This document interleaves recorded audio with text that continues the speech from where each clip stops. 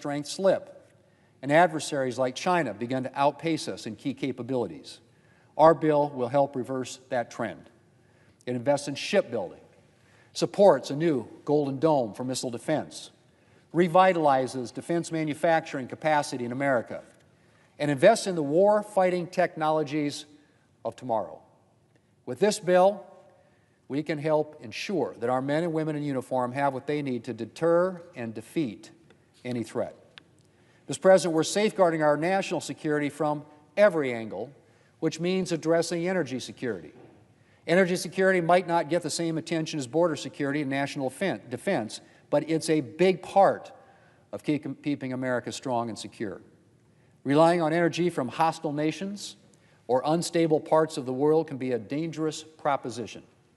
And maintaining energy independence is key to keeping a country secure. We're fortunate to have an abundance of natural resources in this country, and our bill makes sure that the American people benefit from those resources by freeing them up for responsible domestic production for a secure, stable, and affordable supply of energy. Mr. President, there's a lot more I could say about this bill, but before I close, I just want to talk about how this bill delivers on Republicans' promise to rein in the size of government. Deliver savings to the American people by reining in waste, fraud, and abuse in federal programs. It includes the largest spending cut in American history, as well as common sense, good government reforms that haven't been attempted in Washington, D.C. in decades. And with more revenue we get, Mr. President, by growing the economy, not by raising taxes, this bill will actually help reduce the deficit by as much as $6 trillion. Mr. President, this bill delivers on the mandate the American people gave Republicans last year: a stronger America, a safer America, and a more prosperous America. It's right around the corner. Mr. President, I yield the floor, and I suggest the absence of a quorum. The clerk will call the roll. Mr. Alsobrooks.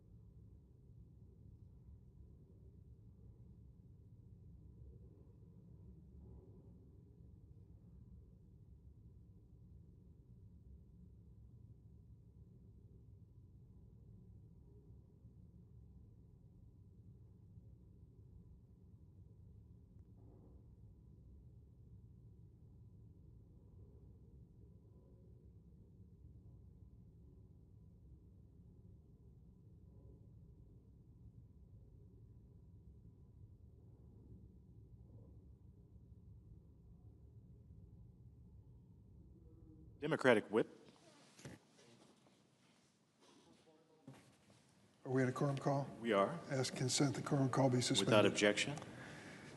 Mr. President, the late Jack Valenti, once Special Assistant to President LBJ, turned longtime President of the Motion Picture Association, once said, and I quote, "Every good speech contains 6 words.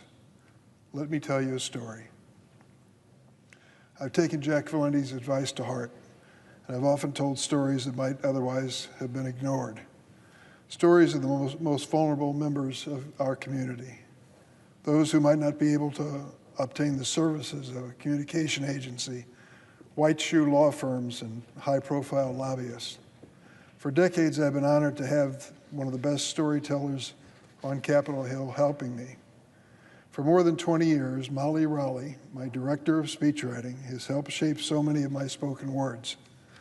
Monday, June 30th, will mark her final day on my staff.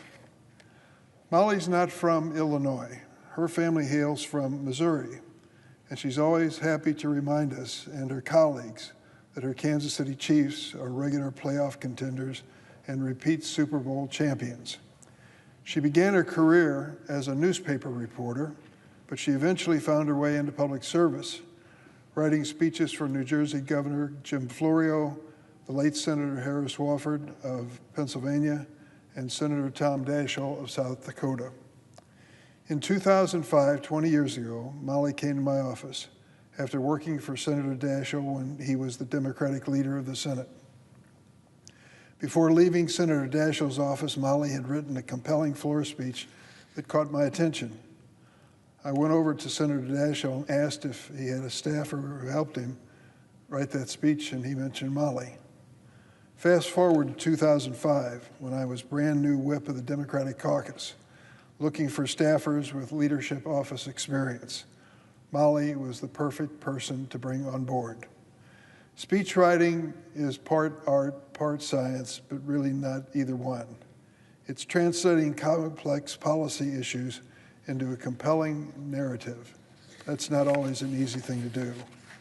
For Molly, her process starts with a simple question. How would this affect the average family in Illinois?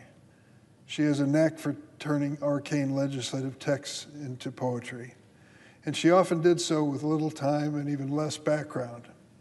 If you were to strike up a conversation with Molly, it would not take long for you to notice her passion for language, creativity, and her deep pride in her Irish roots, like so many in my home state of Illinois.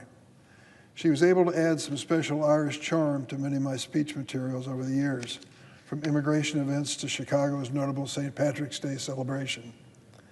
And Molly's source material knew no bounds.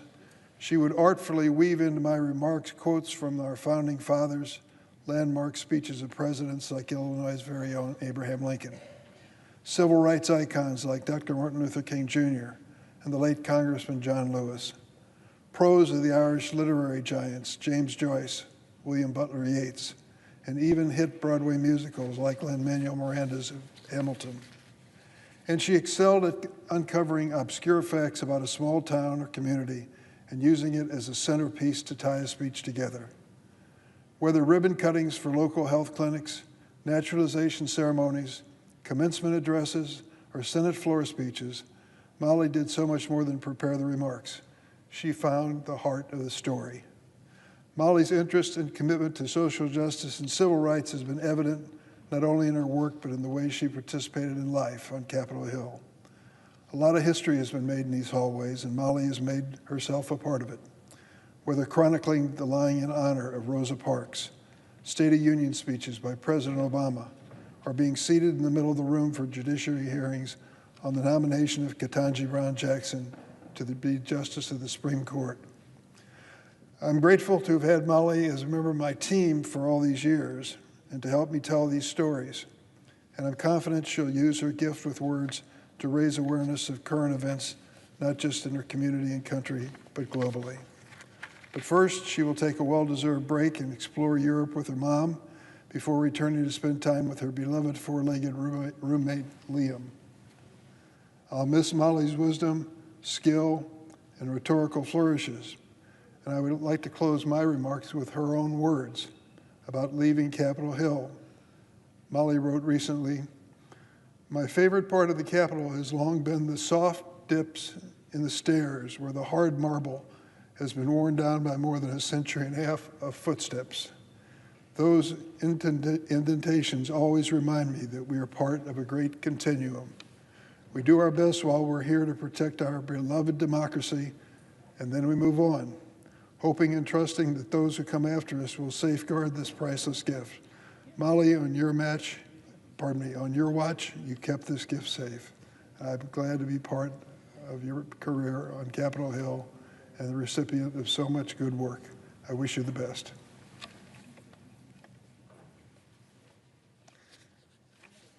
Mr. President, I ask that a tribute to Chicago Police Department Officer Crystal Rivera be entered in a separate part of the record. Objection? I yield the floor.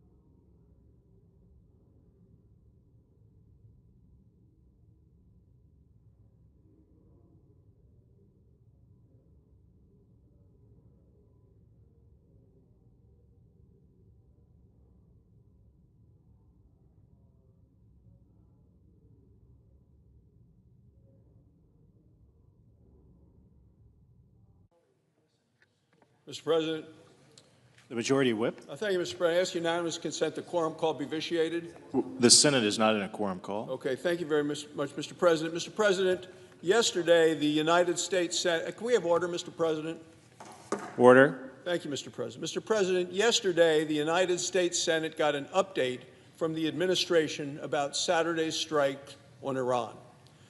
We heard from Secretary of State Marco Rubio, Secretary of Defense Pete Hegseth, Central Intelligence Agency Director John Ratcliffe, and General Dan Kane, who is Chairman of the Joint Chiefs of Staff.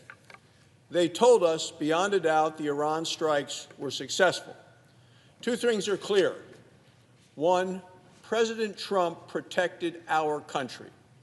And two, America drew a red line on Iran, no nuclear weapons, and President Trump enforced it. Every recent president has said a nuclear Iran is unacceptable. Bill Clinton said it, George W. Bush said it, Barack Obama said it, Joe Biden said it. Even Senate Minority Leader Chuck Schumer said back in 2015, if there is only a 10% chance Iran uses a nuclear weapon, it is vital we prevent it. That's exactly what President Trump did, and he did it effectively. For over 40 years, Iran has targeted, threatened, and terrorized the United States and our allies. We know from our own intelligence and from independent experts that Iran was dangerously close to getting nuclear weapons. My colleagues on the other side of the aisle have called for diplomacy. Well, President Trump tried diplomacy for months. President Trump laid down guidelines and deadlines, and then he drew a red line. Iran used diplomatic talks to stall. It did so as it continued to race toward a nuclear weapon.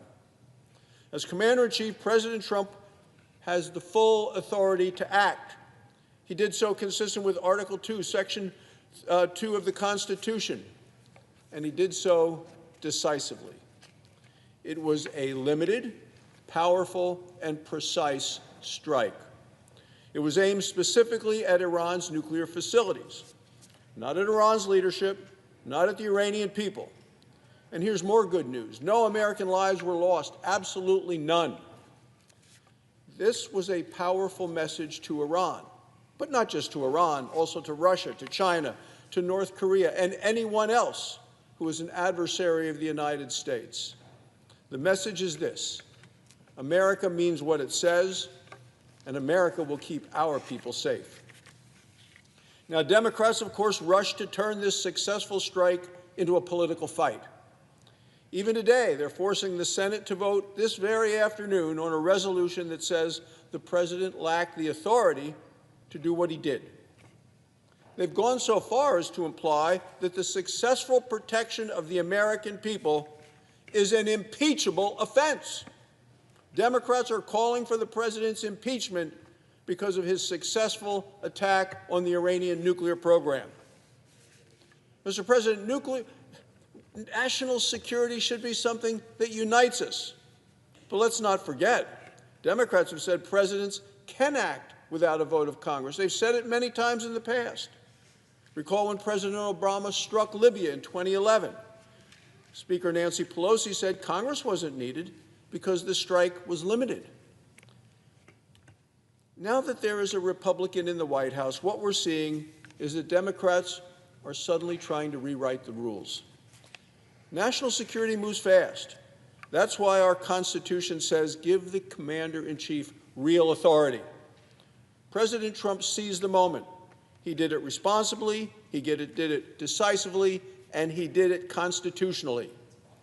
America and our allies are safer today because of it. And the resolution from Senator Kaine that we're voting on today, I believe it's not needed, and I most certainly will oppose it. If passed, it would prevent the president from protecting us in the future. I urge all of my colleagues to reject it. Mr. President, on a related matter, the Iranian airstrike is about more than nuclear weapons. It's about also the threat of terrorism. Iranian terrorists have targeted Americans for decades. Iran actively pursued an assassination plot against President Trump. Other top officials in the United States have also been targets of Iranian terrorists. Recently, Iran threatened to activate its so-called sleeper cells right here inside the United States. Let that sink in. This is an urgent reminder that national security starts with border security. Under Joe Biden and the Democrats, more than 1,500 illegal immigrants from Iran crossed our southern border. 729 of them were released into our country by Joe Biden. And that might just be the tip of the iceberg. Because remember, under Joe Biden and the Democrats, there were millions of gotaways. People that weren't stopped sneaking across the border. They were detected, either satellite images, different mechanisms of looking for people, heat detection of people moving across the desert, but not being able to be captured. How many of them were Iranian agents as well? How many of them are today in sleeper cells? Well, the truth is, no one knows. What we do know is this: President Trump took office, and since that time, illegal border crossings are down by 95%. Immigration and Customs Enforcement agents are working fast. In the last 7 days alone, ICE arrested 130 illegal immigrants from Iran. Right now, 670 Iranian nationals are being detained. President Trump's detentions are working. Now the administration needs more resources to finish the job. That's why Republicans are fighting for our comprehensive safety agenda. Our bill increases funding for border security and enforcement by $160 billion. It finishes the wall. It hires thousands of new Border Patrol and ICE agents. It gives them a bonus for keeping our communities safe. In November, Madam President, Americans want, need, and voted for safe communities and secure borders. Our Republican safety agenda delivers what the Americans wanted, need, and have voted for. Thank you, Madam President. I yield the floor. Suggest the absence of a quorum. Clerk will call the roll. Ms. Alsor-Brooks.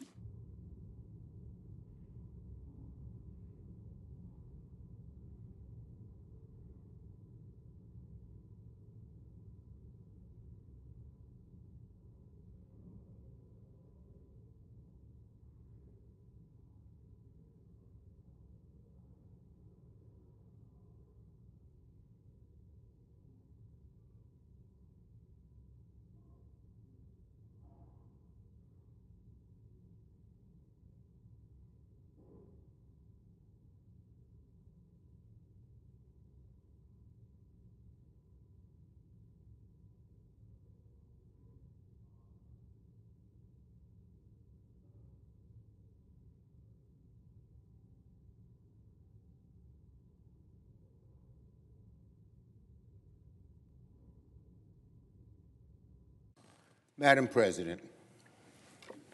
Democrat leader. The quorum. I ask unanimous consent the quorum be dispensed with. Without objection. Madam President, excuse me one second.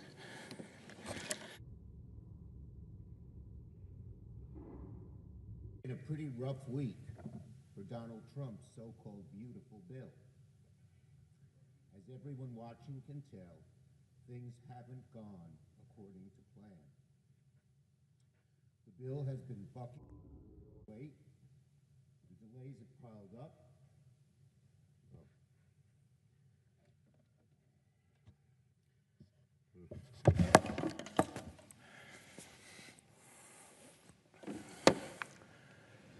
The delays have piled up, and it's obvious large chunks of the Republican conference don't like their own bill. But of course, we're hearing that Republicans may still try to bring this legislation to the floor as soon as tomorrow. That's not real legislating. This is a total rush job. This is Donald Trump bullying Senate Republicans to get a bill passed, no matter what is actually in it. And this is Republican leadership perhaps daring their own members who are deeply worried about this bill to oppose it on the floor. So if Republicans do in fact proceed very soon, let me remind them about the consequences of passing this bill. It'll be a disaster for families, for the economy, and even for Republicans themselves. It rips health care from 16 million people. It's the biggest cuts ever to food funding. It raises energy prices and surrenders American energy leadership to China. And it rewards the ultra-rich. Republicans should abandon these destructive policies. But of course, they aren't doing that. Instead of fixing their bill, Republicans want to rush it because they don't want the American people to find what's in it. And their fears are certainly justified. Because the more and more that Americans look at this bill, the more and more they despise it. It steals their Medicaid, it jacks up their premiums, it takes away their jobs, and it gives trillions away to billionaires and special interests. This is a nonsense and destructive piece of legislation, and it makes no sense for Republicans to scramble to pass it. There's nothing inherently critical about July 4th. Even Donald Trump, 2 hours ago, admitted the July 4th deadline is a fake. And yet here they are, rushing, scrambling, twisting themselves into knots to try and salvage a bill they know will hurt both their constituents and their own political futures. Republicans aren't just lying to their constituents, frankly, they're lying to themselves, because this bill is wholly toxic. Here's what Republicans should do. They should not let Donald Trump bully them. They should hold firm and tell Donald Trump his big, beautiful bill is a disaster, a betrayal of the American people. Republicans should keep their own promises not to cut Medicaid. They should listen to the critiques of some of their own colleagues, like Senator Tillis, who reportedly said behind closed doors, "This will be devastating to my state." Or Senator Justice, who said, quote, "Our rural hospitals are going to have a tough time. You may have to hold your nose and vote for disagreeable policies." Senate Republicans should listen to their own words. They should ignore fake deadlines and stop the rush job. I yield the floor. Note the absence of a quorum.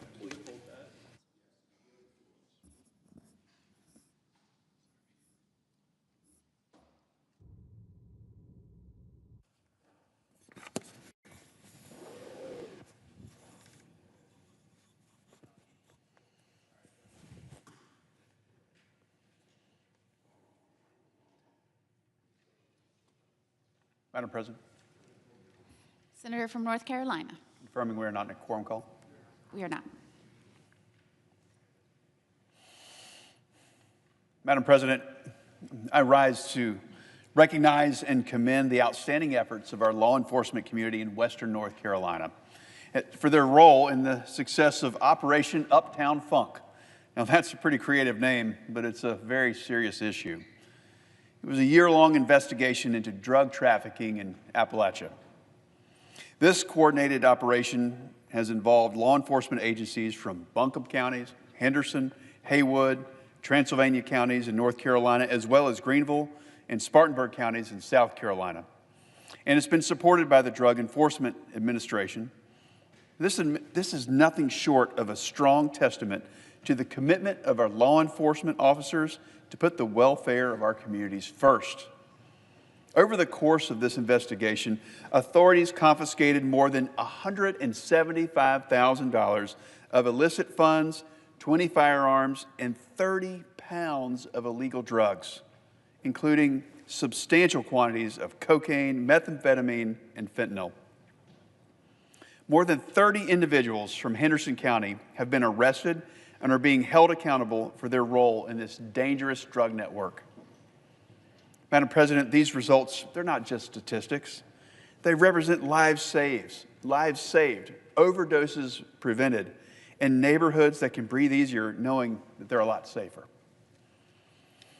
In a region still working to recover from the devastation caused by Hurricane Helene, dismantling this traffic ring has brought a renewed sense of hope and security for Western North Carolinians. On behalf of the people of North Carolina, I extend my deepest gratitude and congratulations to Sheriff Lowell Griffin of Henderson County, Sheriff Quentin Miller of Buncombe County, and Sheriff Bill Wilkie of Haywood County, and Sheriff Chuck Owenby of Transylvania County. I also want to thank the dedicated men and women within their departments, especially the Henderson County Drug Interdiction and Criminal Enforcement Unit, or DICE, for their service. Their courage has protected countless families and made it clear to the drug traffickers that they will find no refuge in the mountains of our beautiful Western North Carolina. It's my honor to represent a state whose law enforcement professionals lead with tremendous integrity and commitment to our citizens. I'll continue working in the U.S. Senate to ensure that they have the tools, resources, and support that they need to keep our communities safe. I yield the floor.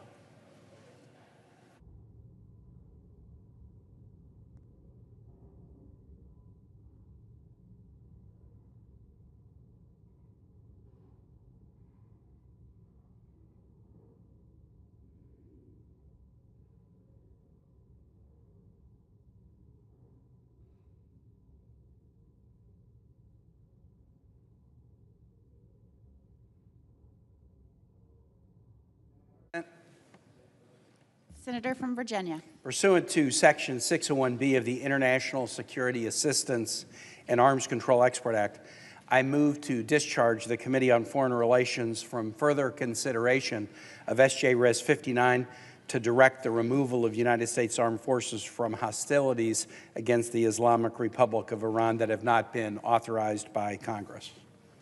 The clerk will report. Senator from Virginia, Mr. Kane, moves to discharge SJ Res 59 to direct the removal of United States Armed Forces from hostilities against the Islamic Republic of Iran that have not been authorized by Congress from the Committee on Foreign Relations. Madam President, we will begin a couple of hours of debate on this resolution prior to a vote that I understand is scheduled at around 6 or maybe a little bit thereafter. And I rise to talk about the resolution for the second time in the last week, and I needn't repeat all the points that I made when I spoke about it last week. But I'll just begin with this. I came to the Senate in January of 2013, and I tell people that I came with 100 interests and 10 passions and 1 obsession.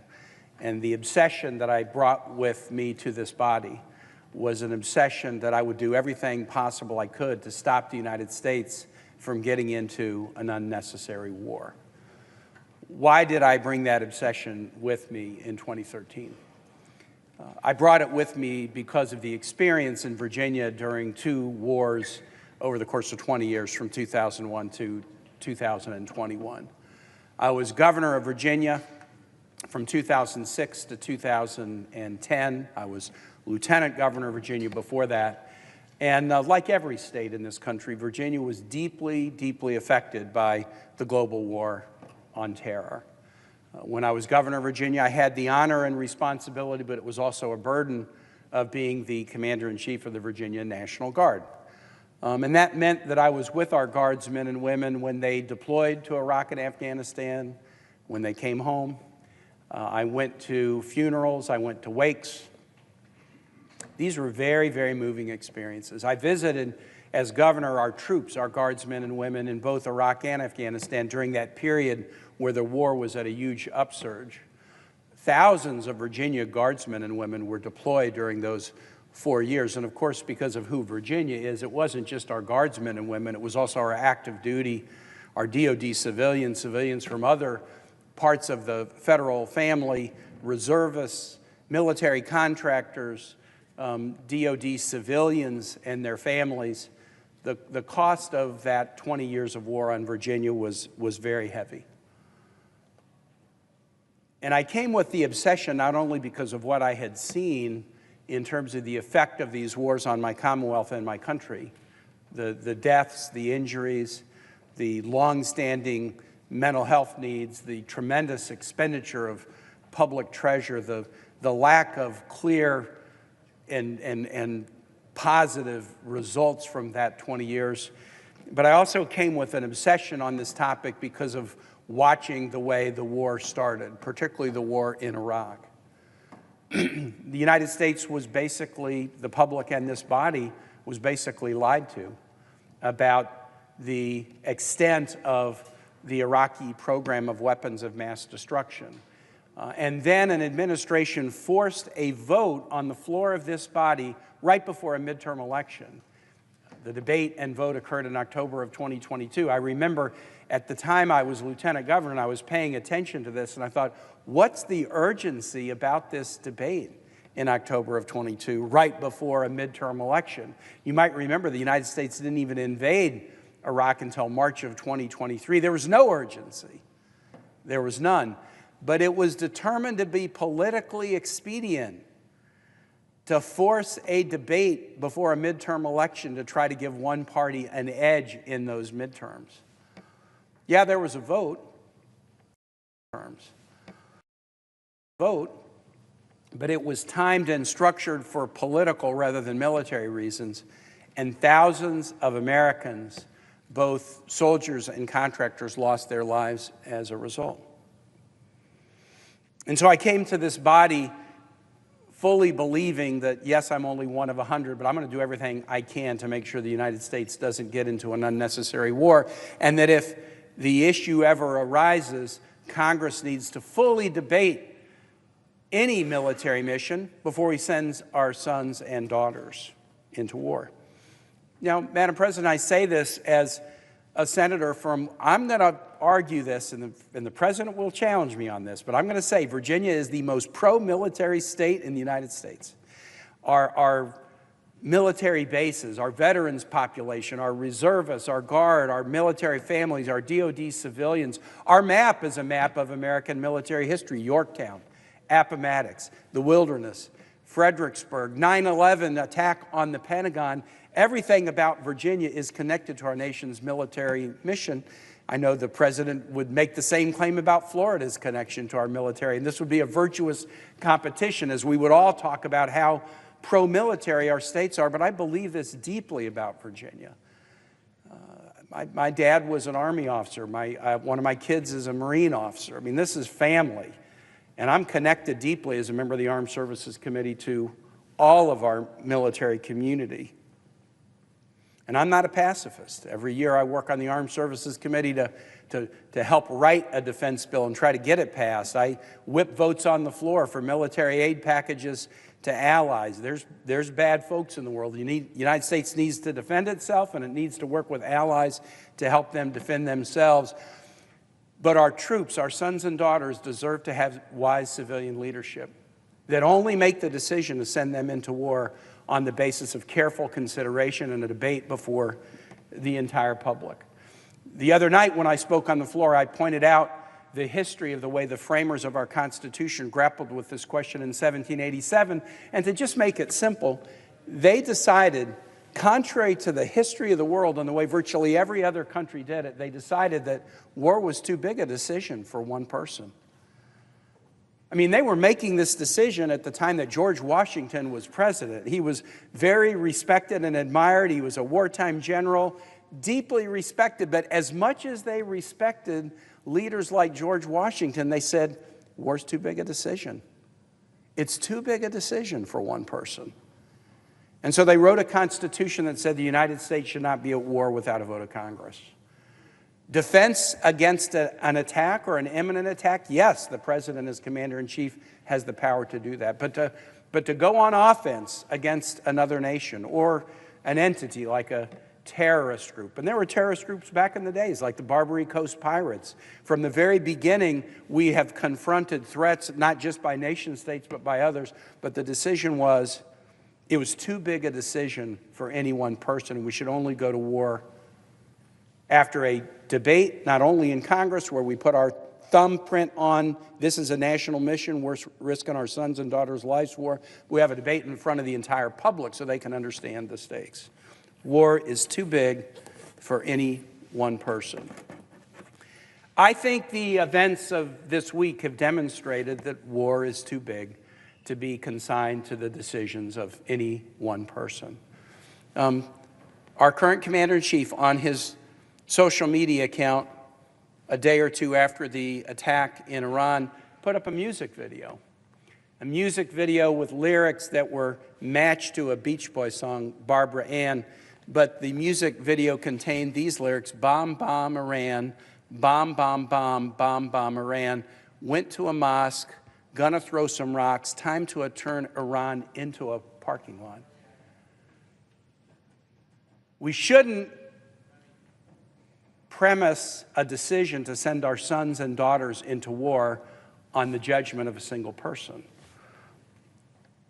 The president patted himself on the back and he compared the attack to Hiroshima and Nagasaki. That was a most unusual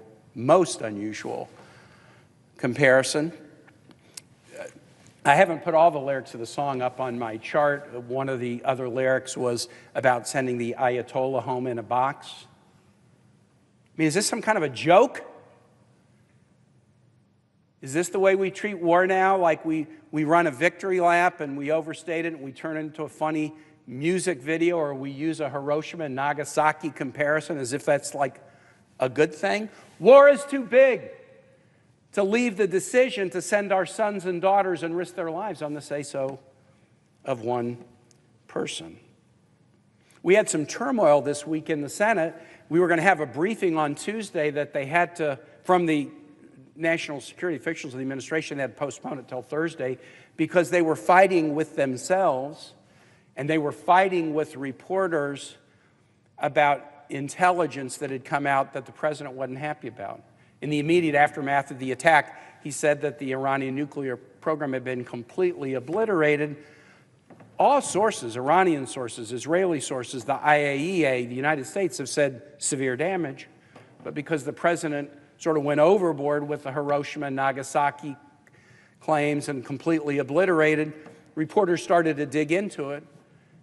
And then the president got mad, and then the Secretary of Defense started to name-call reporters who were asking basic questions. War is too big an issue to leave to the moods and the whims and the daily vibes of any one person. And that's why the founder said, unless it's an imminent defense, and in this case it wasn't, the Israeli foreign minister had said before the U.S. attack that their attacks had already set the Iranian program back at least 2 or 3 years. That's a direct quote from the Israelis who follow this very closely. If the program had been set back at least 2 or 3 years, what was the urgency that suggested we needed to take this action without a debate in Congress? And, Madam President, it was not only done without congressional authorization, it was also done without congressional consultation, and it was done without congressional notification of Democratic leaders.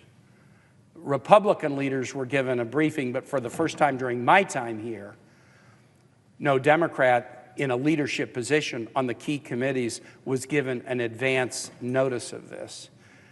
Is war now to be a partisan thing, where the White House just notifies those of the same party? I've tried to be consistent about this, Madam President. When I came to the Senate in 2013 with this passion that I'm going to do anything I can to stop an unnecessary war, within a few months after arriving here, President Obama, who is a personal friend, was contemplating military action in Syria. And I looked my friend in the eye and I said, you do not have congressional authority to do that. You need to bring this to Congress. Hey, I thought you were my supporter. Thought you were my friend and you would support this. I do support you, and I think you have good judgment, and I think you're likely to make a careful decision, but war is too big an issue to leave in the hands of even a completely careful and deliberative individual. The framers didn't want to leave war in the hands of George Washington, for God's sake. They thought Congress should be involved in it. And I said to President Obama, you need to bring this to Congress. And guess what? A lot of members of this body said the same thing. 7 members in the Senate right now were in the House in 2013. And I have a letter that many of them wrote. 6 members who are currently Republican members of the Senate signed this. August 28, 2013, dear Mr. President, we strongly urge you to consult and receive authorization from Congress before ordering the use of U.S. military force in Syria. Your responsibility to do so is prescribed in the Constitution and the War Powers Resolution of 1973. We were in a recess then, it was August. But they said, if you deem that military action is necessary, Congress can reconvene at your request. We stand ready to come back into session, consider the facts before us, and share the burden of decisions regarding U.S. involvement in the quickly escalating Syrian conflict.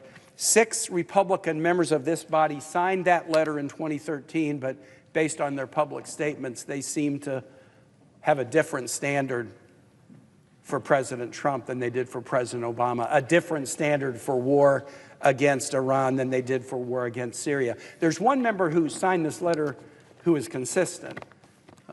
Congressman Peter Welch is now in the Senate. He signed this letter to a president of his own party saying you can't do this without a vote of Congress. Come to Congress.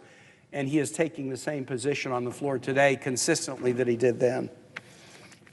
Madam President, I'm going to conclude and just say this. I know everybody in this body is praying that the ceasefire that is in place now for a couple of days works and that it holds. I know everybody is praying that when the administration now says they're interested in a diplomatic resolution to this program, that they will have learned that they shouldn't tear up diplomatic deals as they did in 2018, but instead should prefer diplomacy and step back from war against Iran. I pray that that holds and that we won't need to be back here doing this again, but I do note that the president, even today, said he would certainly bomb Iran again. I'm hoping, I'm realistic, but I'm hoping that members of this body will stand up for the Constitution, will stand up for the proposition that war is too big to be decided by one person, will stand up for the principles that they articulated pretty clearly when it came to President Obama thinking about taking war into Syria. At that moment, when we urged President Obama to do that, he didn't use military force. He did bring it to Congress. We had a debate in the Foreign Relations Committee. We passed an authorization, and in that debate, Syria stepped forward and said they would give up their chemical weapons program. Diplomacy achieved a result, just as diplomacy achieved a more effective control of the Iranian nuclear program, even than the bombs that we dropped last Saturday until it was torn up. I pray the ceasefire continues, but I fear we're going to be back here on this floor.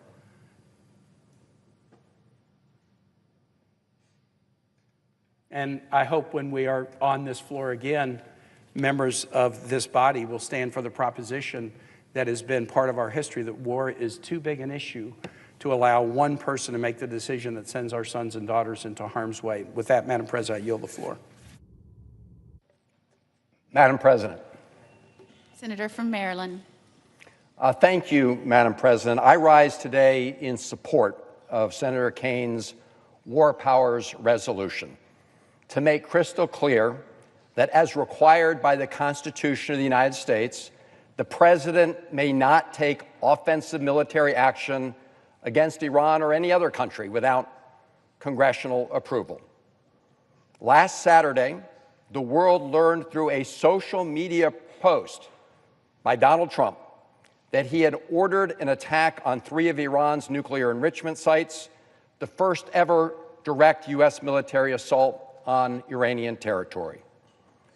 We all agree that Iran must not obtain a nuclear weapon, but bombing is not the best, most sustainable way of achieving that goal, and nothing I heard yesterday at the intelligence briefing changes that assessment. The bombing attack was also a clear violation of the U.S. Constitution, which reserves to the Congress the power to declare war. And make no mistake, initiating a bombing attack against another country is not only a matter of foreign policy, it is an act of war.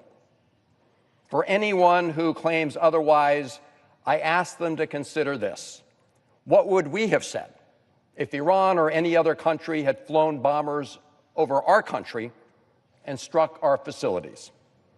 We would rightly call it what it was, an act of war. While the President has the authority to defend the United States when attacked, Article 1 of the Constitution vests the responsibility to go to war explicitly and exclusively in the Congress, not in one person in the Oval Office. James Madison put it best in 1793 when he wrote, and I quote, "In no part of the Constitution is more wisdom to be found than in the clause which confides the question of war or peace to the legislature and not to the executive. The trust and temptation would be too great for any one man," unquote. That's why the framers of the Constitution designed a system of checks and balances to stop the government from ignoring the will of the American people. And the American people absolutely do not want the United States to be dragged into more unnecessary wars. So, Madam President, beyond the debate over the particular politics or policy of President Trump's decision to attack Iran, this debate is about the rule of law. And no president, past, present, or future, is above the law. Those strikes violated American law, and prominent legal experts have said they also violated international law. The fact that there is now a ceasefire in place does not obviate the need to pass this resolution. President Trump has already shown that he is willing to initiate hostilities on his own.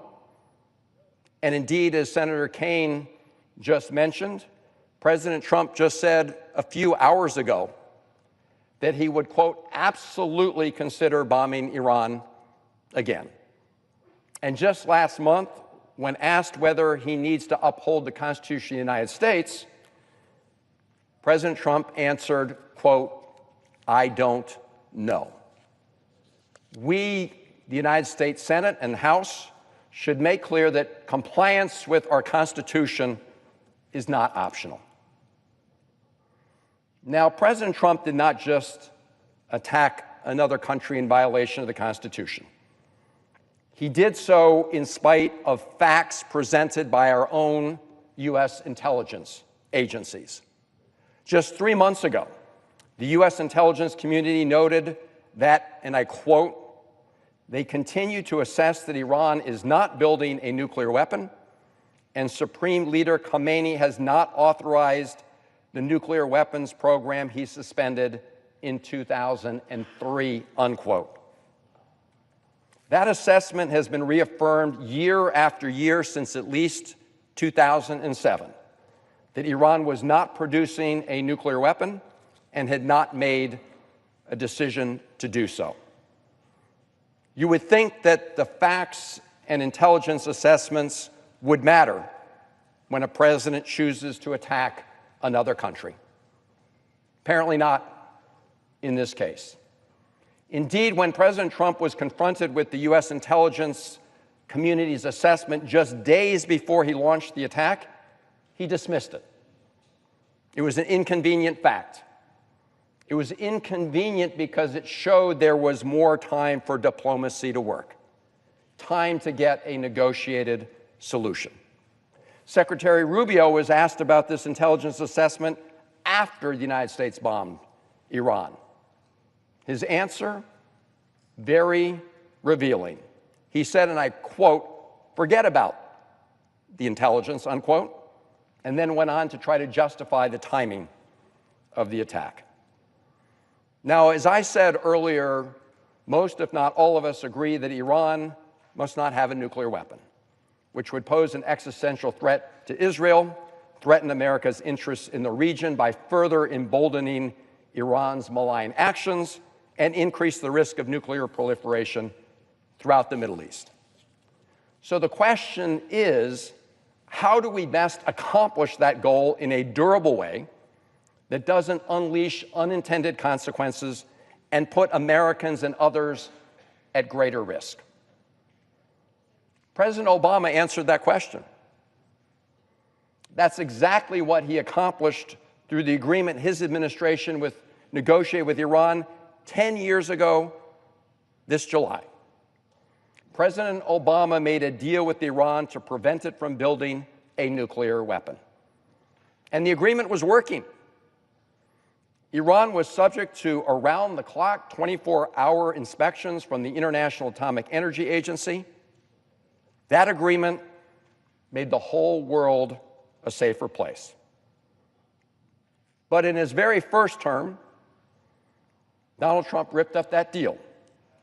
Not surprisingly, Iran began to enrich uranium at higher levels, though still not at the 90% level needed for bomb-grade material. Now, by the time Donald Trump returned to the White House this year, even he and his administration had come to understand that the best way to ensure that Iran does not decide to develop a nuclear weapon is through negotiation. That's why earlier this year, he dispatched his special envoy, Steve Witkoff, to open negotiations with Iran. And those negotiations were ongoing. Indeed, the sixth round of discussions were scheduled to take place on Sunday, June 15th, just 2 days before the Netanyahu government launched its attacks on Iran. Not surprisingly, that Israeli attack derailed the ongoing U.S.-Iran negotiations. It is important to remember that a decade earlier, Prime Minister Netanyahu worked very hard to derail President Obama's ongoing negotiations with Iran. Indeed, Prime Minister Netanyahu even addressed a joint session of Congress, urging the Congress not to proceed with those negotiations. Prime Minister Netanyahu did not succeed in derailing President Obama's JCPOA negotiations.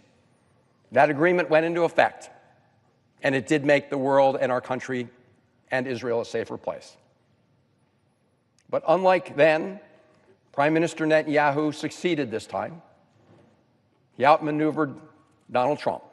That story is well documented in a June 17th New York Times piece entitled, and I quote, "How Trump Shifted on Iran Under Pressure from Israel," unquote, and a June 23 Washington Post story entitled, and I quote, "Netanyahu decided on Iran war last year and then sought to recruit Trump," unquote. Simply put, Prime Minister Netanyahu accomplished that goal. President Trump joined his war of choice against Iran. And in doing so, President Trump put our men and women in uniform in the region in grave danger and unnecessary risk. Following the attack, Iran fired 14 missiles at a major U.S. airbase in Qatar. Fortunately, Iran gave the United States and Qatar advance warning, and there were no casualties. But the full extent of Iranian retaliation could play out throughout the region and other places around the world over a long period of time. And what was accomplished? What was accomplished? To hear President Trump tell it, the Iranian nuclear program was, quote, obliterated, unquote. That is flat out untrue. Untrue. We know from public reporting that a Defense Intelligence Agency assessment found that the strikes only set back Iran's nuclear program by a few months. Whether it's a few months or somewhat longer, the point is this: the strikes did not obliterate Iran's nuclear program. Before the attacks, U.S. intelligence assessed that Iran was not building a nuclear weapon, and in the aftermath of the attacks, Iran may well change its mind and move forward. So President Trump disregarded politically inconvenient U.S. intelligence assessment when he launched the attacks, and he's now making up his own politically convenient narrative about the results. What's been particularly cowardly is the Trump administration's efforts to escape their own failures by hiding behind the amazing men and women of the U.S. military. To hear President Trump and Secretary of Defense Hesketh tell it, any criticism of their decision to attack Iran is somehow a criticism of the American military. This is garbage, and they know it. Our servicemen and women performed their mission flawlessly, and they did it with courage and with resolve. It's especially rich to see Donald Trump, who so often insulted and belittled our military heroes, now try to hide his own failings behind them. So let's be clear. While we owe our service members our debt of gratitude, we do not owe that debt of gratitude to President Trump or members of his cabinet for their decisions or for their current efforts to manipulate the narrative about the results of the attack. I have to say, as my colleague Senator Kaine mentioned, that the spectacle of President Trump and Secretary Hesketh berating the press for questioning their claims that the Iranian nuclear program had been, quote, obliterated only reveals their manic desperation to hide the truth. Remember when President George Bush declared with respect to Iraq, mission accomplished? What President Trump and Secretary Hesketh are communicating is that it's somehow treasonous to ask about intelligence reporting that casts doubts on their claims. This is not only an effort to intimidate and silence the press, it also sends a terrible message to all the intelligence analysts in the U.S. government. It says that anybody who presents facts that don't fit President Trump's political narrative is trying to, as Secretary Hesketh said, make the president look bad, or undermining the success of our pilots, or trying to manipulate the public mind. That's ridiculous. We've already seen, Madam President, the dangers of manipulating intelligence to fit the president's narrative rather than fidelity to the facts. The United States went to war in Iraq under false pretenses. Remember when the Bush administration told America that Iraq was developing weapons of mass destruction? Remember when Vice President Cheney warned in March 2003 that, quote, if there's a mushroom cloud in New York, you will know that Saddam Hussein is behind it, unquote. And of course, there were no weapons of mass destruction in Iraq. So false intelligence and false narratives that fan the flames of unnecessary wars cost us dearly. The Iraq War cost the lives of over 4,000 American soldiers, hundreds of billions of dollars of American taxpayer money. The war upended the region, killed hundreds of thousands of Iraqi civilians, strengthened Iran, and unleashed ISIS on the world. It was the worst U.S. foreign policy blunder in a generation.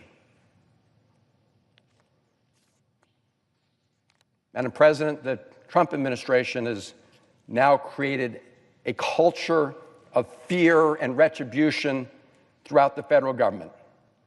We've already seen patriotic federal employees be fired for telling the truth. Whistleblower just filed a complaint the other day. He'd been at the Justice Department. He said, I didn't sign up to lie. So the real challenge is this. The president has not obliterated the Iran nuclear program, but he is doing everything he can to obliterate the credibility of the U.S. intelligence community so he can invent his own reality without contradiction. That's why it's more important than ever that Congress stand up for the Constitution and insist that the president cannot initiate hostilities without approval from Congress. That's what this resolution asks. It asks, do you support the Constitution and the role it gives the Congress to declare war? Do you believe that the people's representatives should have a voice in whether American lives, and specifically the lives of our nation's armed forces, are put at grave risk? We owe it to our troops, we owe it to the American people to ensure that no president, not this president or any other, can unilaterally commit our nation to go to war. The Constitution does entrust that responsibility to us. Let's not abdicate it. Colleagues, I urge you to vote yes on the Kaine War Powers resolution, and I yield the floor.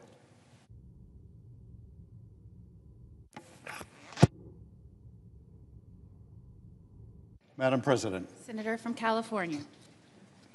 I rise today in support of Senator Kaine's resolution for the simple and compelling reason that it upholds our constitutional duty. Regardless of what people may think of the military's execution of its mission last weekend, and our service members performed with courage, with professionalism, with extraordinary precision, or their views of its effectiveness, and I hope and pray the mission was effective. Iran is a malevolent regime. It is the paramount sponsor of terrorism in the world, and it must never be allowed to obtain the bomb. Regardless of whether you support the president's decision to engage in preemptive strikes in the first place, regardless of whether or not you support the president generally or you do not, the Constitution charges the Congress, not the president, with the power to declare war. Now, there may be a fog of war and a murky uncertainty concerning the battle damage assessment, but there is no ambiguity here when it comes to the Constitution. Article 1, Section 8 provides the Congress shall have the power to declare war, not the president, or the president if it's not convenient to the Congress, but the Congress. And this body, for far too long, has been allergic to the responsibility it has to govern the use of military force. Not since the very early part of this century has Congress approved any authorization for the use of military force. Nevertheless, a great deal of military force has been, in fact, used by the United States since then in far-flung places in the world. In fact, post-World War II, the war power has been utilized by an increasingly strong executive and an increasingly deferential and fearful legislature. Now, during the last several weeks, it has been apparent to anyone watching that the conflict in the Middle East had the potential to draw in the United States of America. When missiles began striking Tehran and Tel Aviv, when the President of the United States, with signature bombast, began to telegraph the possibility that we would enter the fray, when countless American families were forced to consider whether their children would be the next to bear the burden and carry the sacrifices of another potentially endless war in the Middle East. And so, with those families and our service members in mind, Senator Kaine introduced this resolution to ensure that the President did not risk committing the United States to yet another open-ended conflict in the region without a debate in Congress and a decision by Congress as to whether the country should go down that dangerous road. Now, at that time, many senators, myself included, pushed for an intelligence briefing from the administration. We had significant questions we needed answered. Had Iran made the decision to build a bomb? Had Iran begun the process of building the mechanism of a bomb? Was there an imminent threat to the United States or our forces? What were the threats to U.S. personnel and facilities in the region should Iran respond? How might Iran and its proxies escalate and harm U.S. interests, not only in the region, but here at home and other parts of the world? How much damage could U.S. military action do to the Iranian nuclear and missile programs, and for how long would it set them back? And most important, what was the risk that such a bombing campaign could escalate into all-out war? Days passed, no briefings. Even after last Saturday's strikes, still no briefing. Not until yesterday did the administration come to Congress to answer the most basic of questions. And only after suggesting, it was reported, that they would potentially choke off further information to the Congress. The Constitution demands otherwise. The founders split the government's wartime powers just as they divided responsibilities for so many other things. It is Congress which declares war, which raises an army and a navy, and pays for the financial costs of defense and war. And keep in mind, the need for congressional approval of war-making was not hypothetical to the founders. The United States had just fought a war against a king, and the founders did not want to put the power to start another war in the hands of any single person.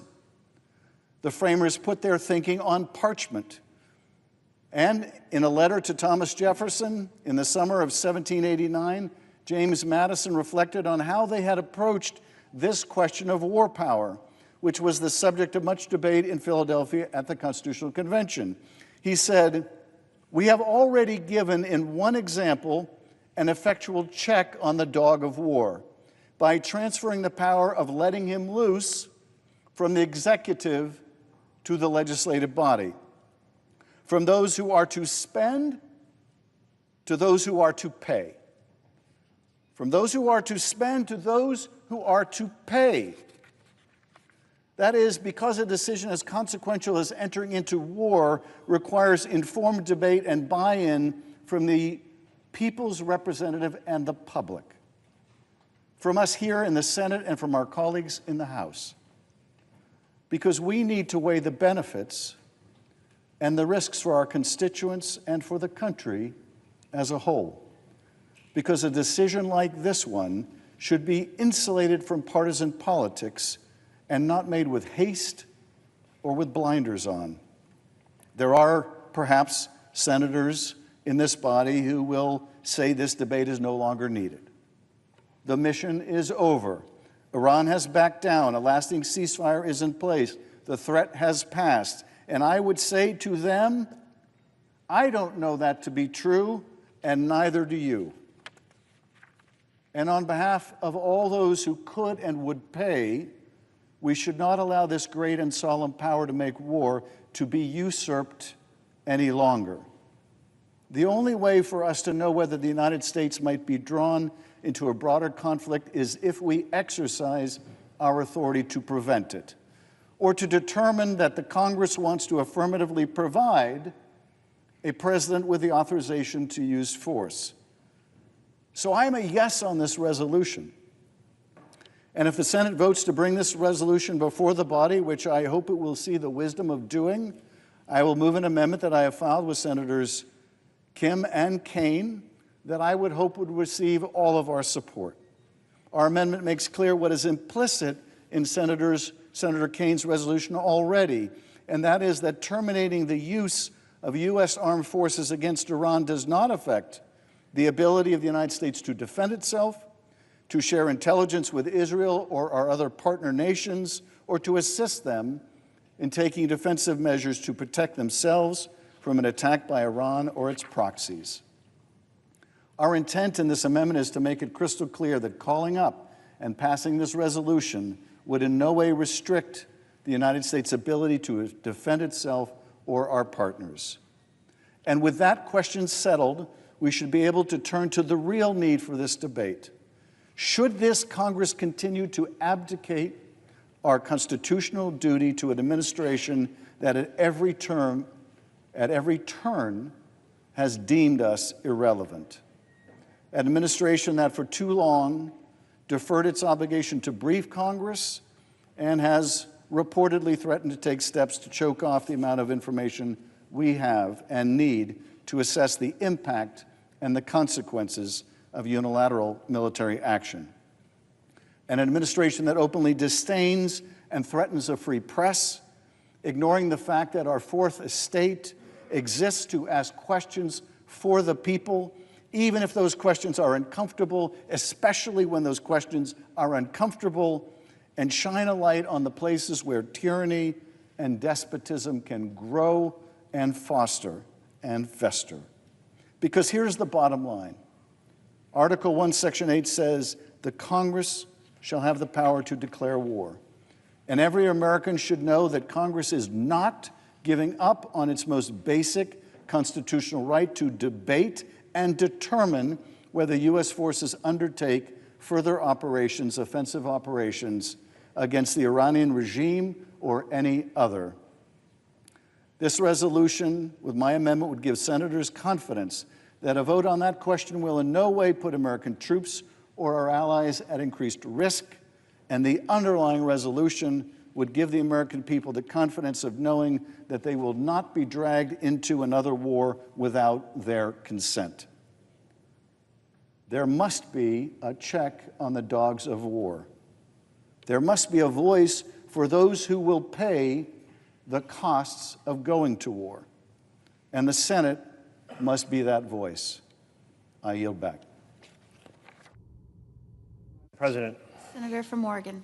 I greatly appreciate the comments from my colleague from California, and particularly appreciate that my colleague from Virginia, Senator Kaine, has proposed this War Powers Resolution, a resolution that reaffirms a basic principle, that decisions of war and peace belong, under our Constitution, to Congress, not to the President. But on June 21st, President Trump ordered strikes on 3 Iranian nuclear facilities. There was no congressional authorization. There was no debate in this chamber. There was no vote in this chamber. The President made a unilateral decision that risked bringing the United States into another extended war in the Middle East. That is not how our founders designed our nation through the architecture of the Constitution. In fact, each member here swore an oath to uphold that Constitution that places the responsibility for declaring war upon this body, not upon the individual who sits in the Oval Office. To be sure, the President as Commander-in-Chief has the responsibility to protect the nation from an imminent threat. But in this case, there was not an imminent threat.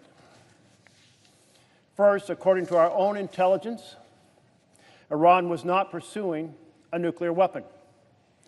Second, even though Iran possessed significant amount of 60% enriched uranium, more than the 3 to 5% that is utilized for civilian energy, it was still not enriched to the level to build a bomb. And it would have had to not only be enriched to 90%, it would have had to been converted into metallic form. It would then have to have been arranged with an extensive system of explosives that compress it in order to start a chain reaction. That is a very difficult engineering feat. Third, prior to the U.S. strikes, Israel's foreign minister said Israel's attacks had already set back Iran's nuclear weapon program for at least 2 to 3 years. So let's be clear. The threat was not imminent. It was not a situation where there was no time for the president to observe the Constitution, to honor the Constitution, to seek an authorization for the use of military force from the Congress of the United States. The administration instead acted precipitously, putting American lives at risk, including the over 40,000 U.S. troops in the region, as well as diplomats and American civilians stationed or visiting the Middle East. Wars are easy to start, but they are often hard to end, and the consequences can be enormous. Look, for example, at the cost of the wars in Afghanistan and in Iraq. More than 7,000 deaths of American men and women serving in uniform. More than 50,000 serious injuries, often life-altering injuries to America's sons and daughters serving in uniform. More than $8 trillion of American treasure spent. That is why the founders said the consequences of conflict, of entering into war, are so significant. They must never be entrusted to a single person, not even the person who sits in the Oval Office. That's why they wrote the Constitution, placing the responsibility for that here, where it can be wrestled with, where it can be debated, where different perspectives can be brought to bear, where experts can be interviewed, and all can be taken into account in making such an important decision for our nation. From where we are right now, two things need to happen. First, Congress needs to reassert its constitutional authority over matters of war and peace. Second, we need to double down on diplomacy to secure a lasting peace. And a lasting peace includes at least 3 elements. Iran does not develop a nuclear weapon. Second, Iran stops funding militias across the region. And third, Iran's economy is freed up to prosper.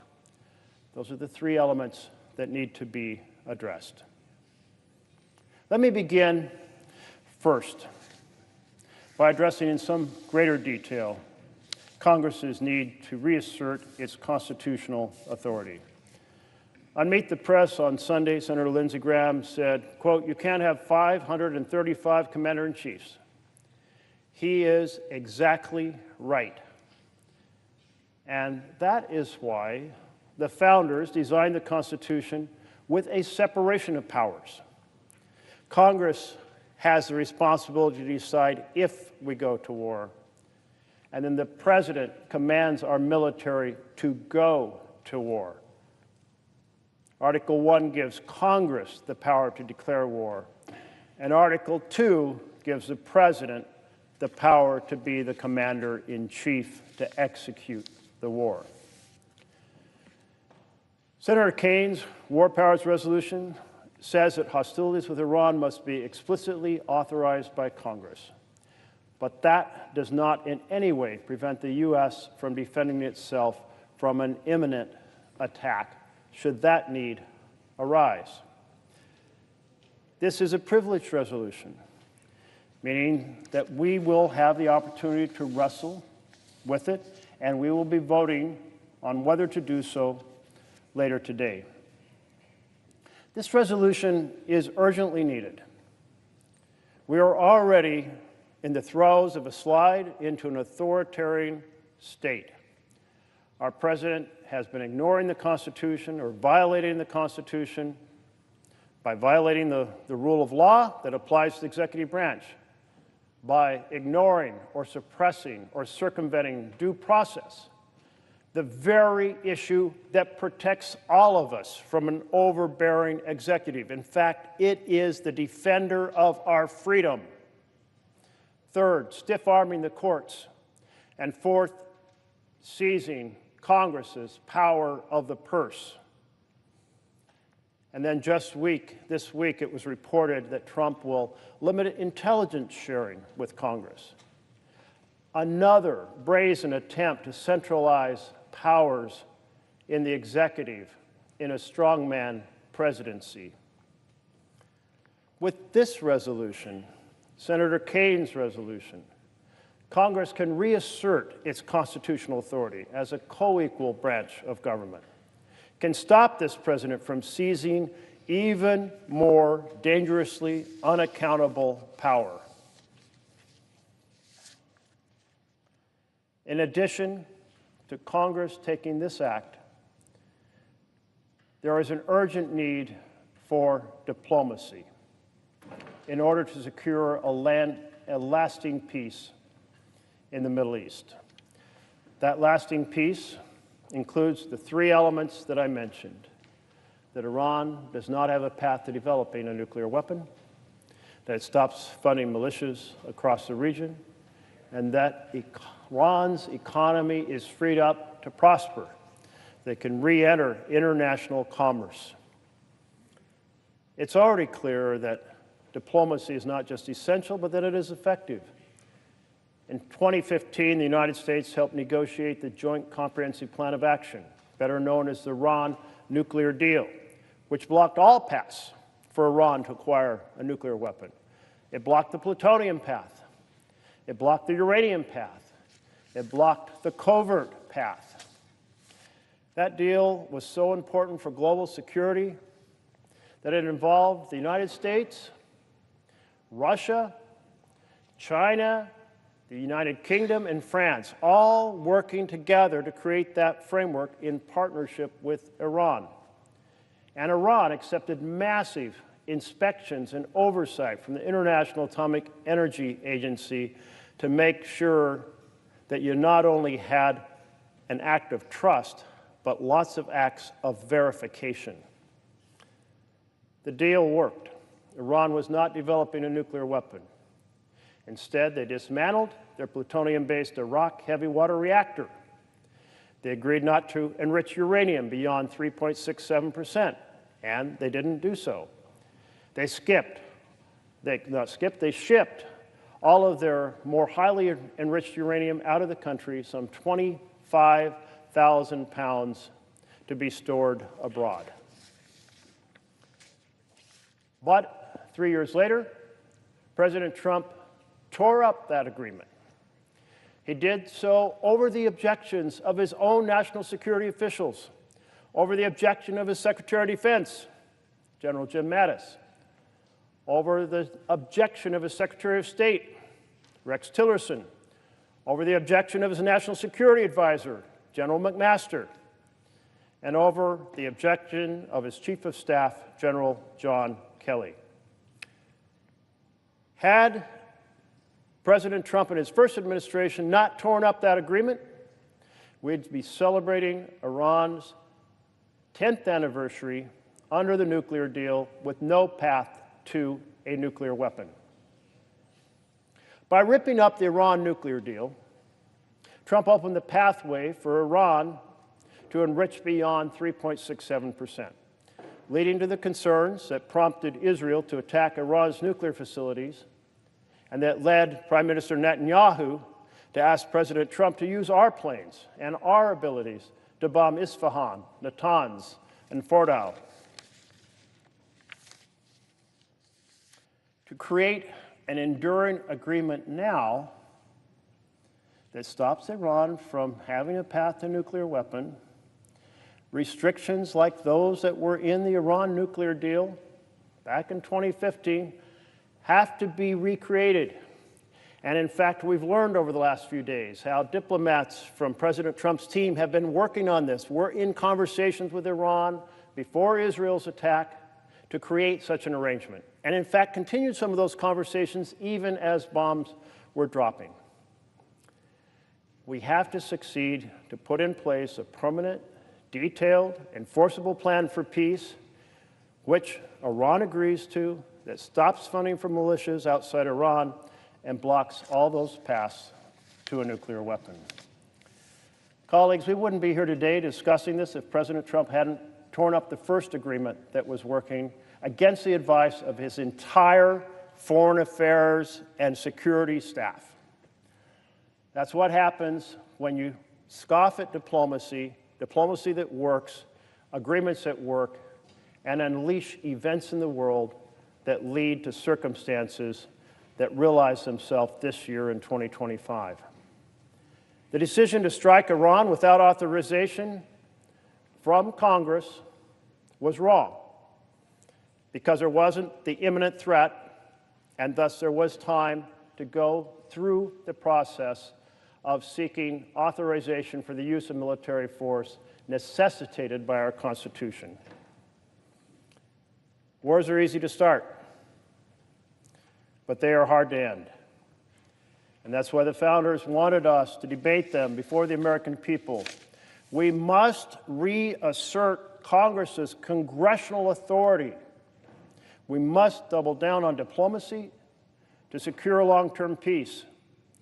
We cannot allow our service members in uniform to be sent to war if we are not even willing to debate and vote on that war. I urge my colleagues to support this resolution. Thank you, Madam President.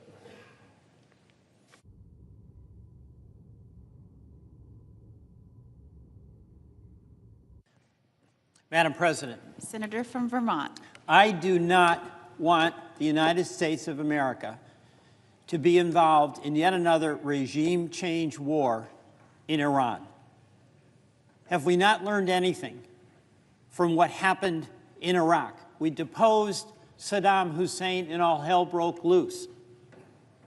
That was a war of regime change.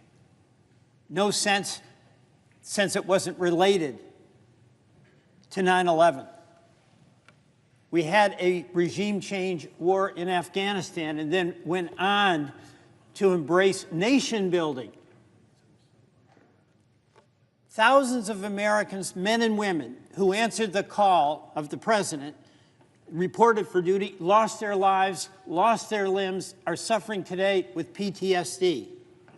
Trillions of taxpayer dollars have been spent and wasted.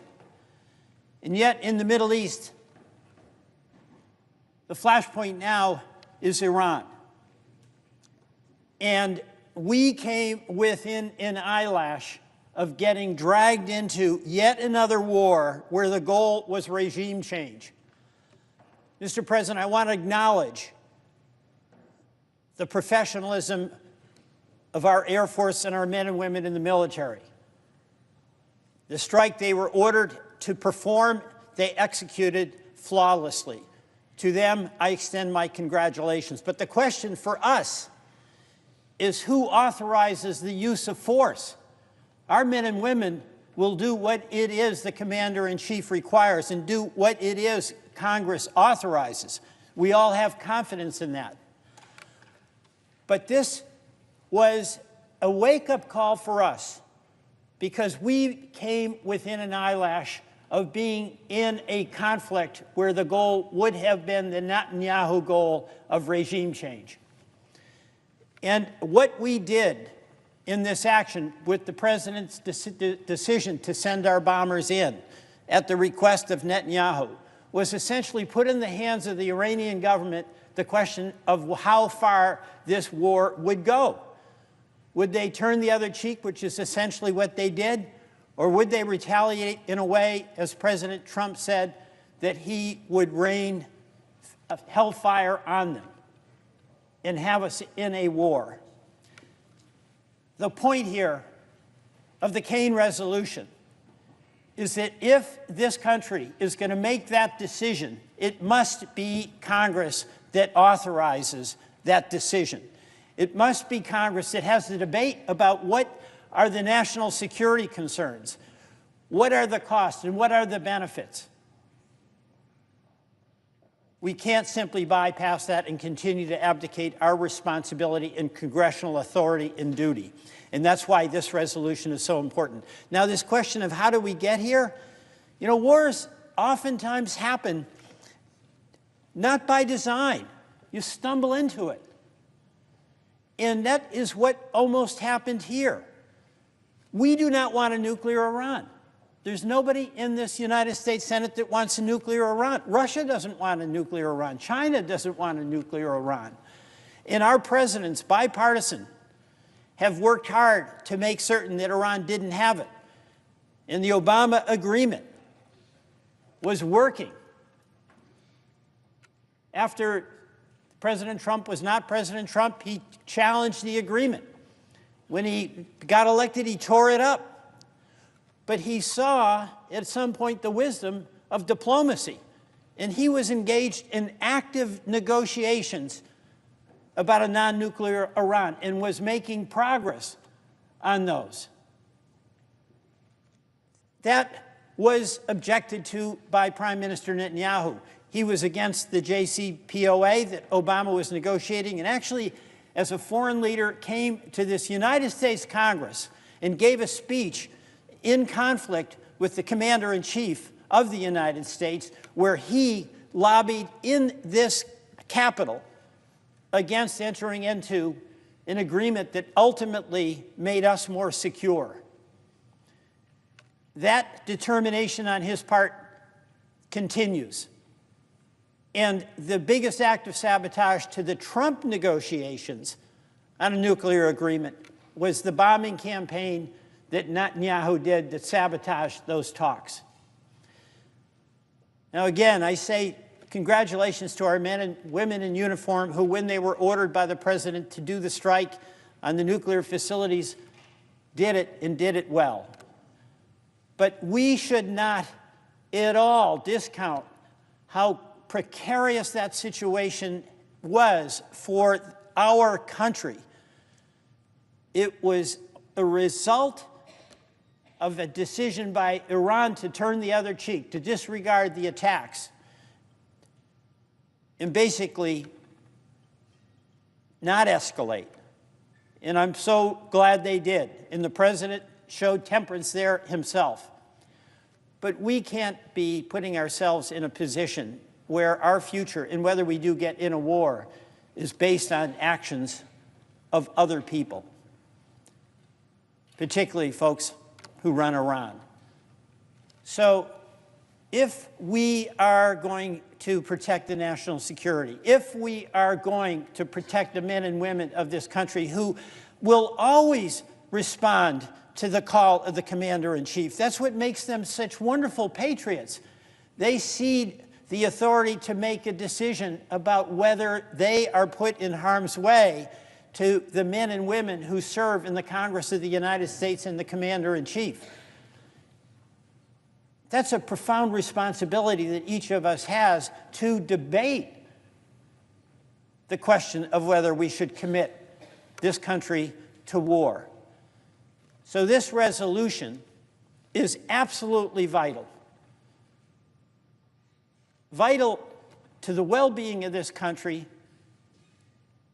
to the humility that is required of a country before it makes the ultimate decision to ask the men and women who are citizens of our country to potentially sacrifice their lives for the well-being of this country. Mr. President, I urge my colleagues to support the Kane resolution. I yield back. Mr. President, Senator from Kentucky. the Constitution is clear. Congress, not the President, has the authority to declare war.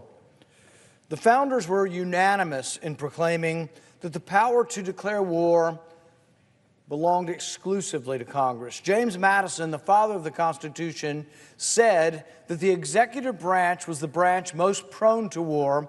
Therefore, the Constitution, with studied care, vested that power in the legislature. Madison would further state that in no part of the Constitution is more wisdom to be found than in the clause which confides the question of war and peace to the legislature and not to the executive branch.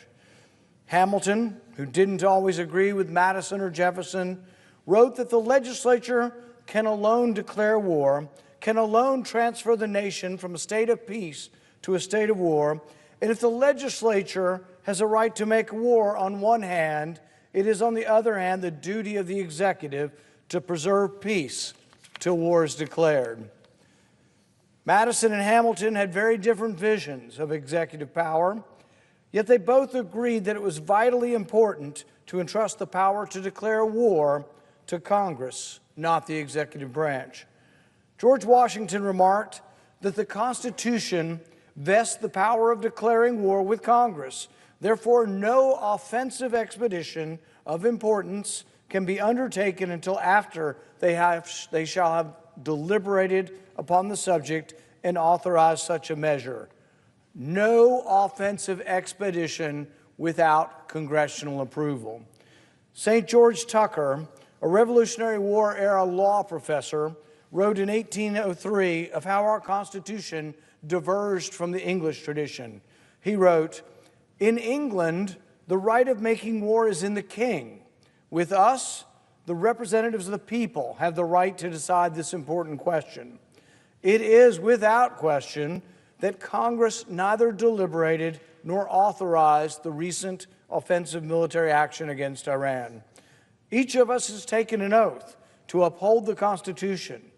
Deferring the decision as to when, where, and why the country goes to the war to any president is a dereliction of duty on the part of Congress.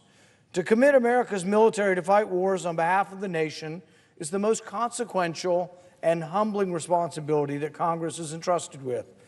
If we are to ask our young men and women to fight and potentially give their lives, then we in this body can at least muster the courage to debate if American military intervention is warranted. Washington's record of involvement in the greater Middle East is particularly abysmal, with dozens of campaigns costing thousands of American lives and trillions of dollars. Afghanistan, Iraq, Syria, Lebanon, Pakistan, Yemen, Sudan, Somalia, and now Iran, all countries in the region that the U.S. has bombed or is bombing. In each case, the hawks in Washington were adamant that the U.S. military intervention would lead to a glorious future and a great peace. Instead, after tragically losing thousands of lives and trillions of dollars, the U.S. is not in a better strategic position thanks to our interventions.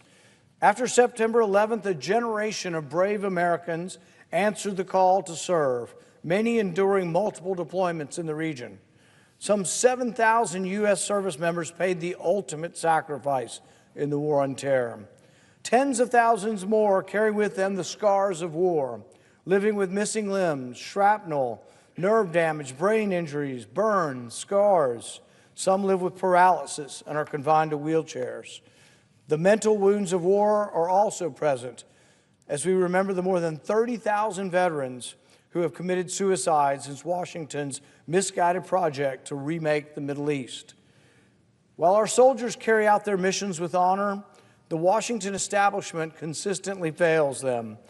In almost all cases, our interventions were counterproductive, making us less safe and less prosperous. As the initial jubilation wears off from those who clamor for war, the regional situation remains precarious, and American service members remain in danger. Many advocates for war, giving voice to their real feelings, have loudly opposed the current ceasefire. Those arguing against a ceasefire give a callous testimony, insensitive to the cruelties of war. Some 40,000 U.S. troops are scattered throughout the Middle East as we speak, some on large established bases, others on isolated outposts. It is impossible to ensure all these locations have adequate air and missile defense capabilities. Our troop presence in the region is therefore a significant liability, allowing Iran and its proxies an opportunity to target Americans, which they otherwise would not have. Yet the Washington foreign policy establishment seems content to allow our service members to serve as sitting ducks. Should American soldiers get wounded or, God forbid, killed in a retaliatory strike, the calls for war emanating from Washington will surely be deafening. History is replete with examples of leaders who, in their hubris, thought they could shape the fate of nations, but were subsequently proven wrong as events ended up controlling them. Our own country sadly experienced this during Vietnam. The needless tragedy of that war, in which 58,000 Americans paid the ultimate sacrifice, led Congress to pass the War Powers Resolution we debate today. Congress intended to ensure a president would never again unilaterally plunge the American people into war without the people's representatives in Congress debating the issue. We owe to all Americans who have worn the uniform to honor that humbling responsibility. Moreover, despite the tactical success of our strikes, they may end up proving to be a strategic failure.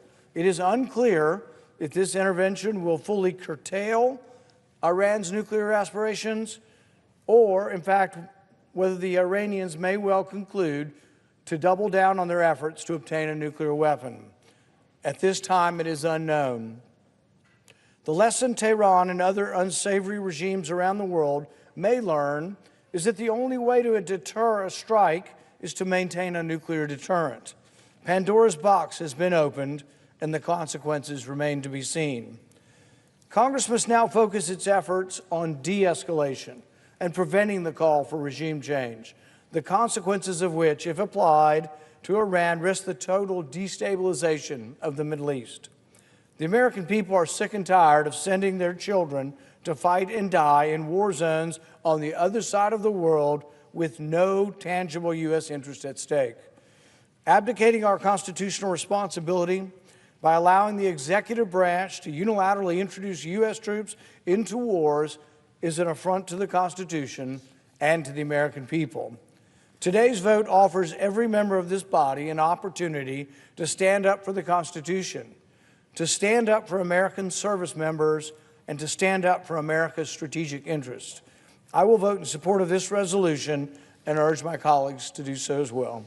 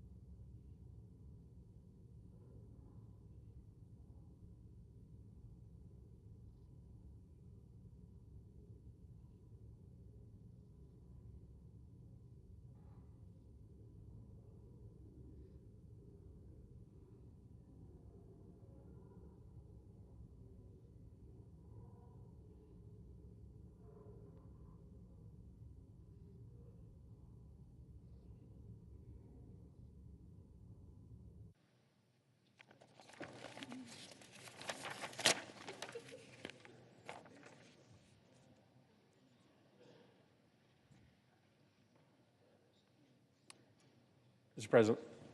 Senator from Connecticut. We need a quorum call? We are not.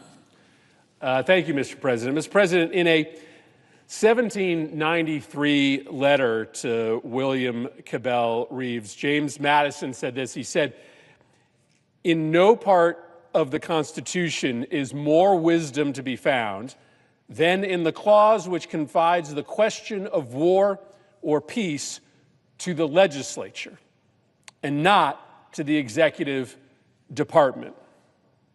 A few years later, in another letter, this time to Thomas Jefferson as part of their famous correspondence, Madison expounded on that very simple superlative, naming the War Powers Clause in the Constitution as the most important. He said, "The Constitution supposes what the history of all governments demonstrates, that the executive is the branch of power most interested in war and most prone to it.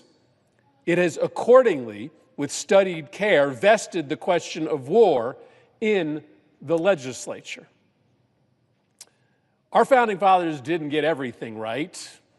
They didn't see ahead of time that this chamber would be divided in two, Republicans on one side, Democrats on the other side, but they knew, having watched the course of human history, that executives, in their day, mostly all monarchs and kings, had all sorts of reason to drag their nation into war. Power often came from war. The funding that could be raised for war, the loyalty commanded by war, the glory that occasionally came to the leader, the ruler, through war and through conquest. There was great risk in war, but there was also great reward in war. And there was far too much of it in the era in which our Constitution was being formed. The purpose of the founders was to give the American people a voice in government, a revolutionary idea at the time, but it was also to order our government in a way that war would become less likely, would become less frequent. They imagined a world, this new America, in which peace would be the rule, not war, as it was at the time for the citizens of Europe who lived under the rule of kings, prone to war, incentivized to war, as James Madison wrote to Thomas Jefferson.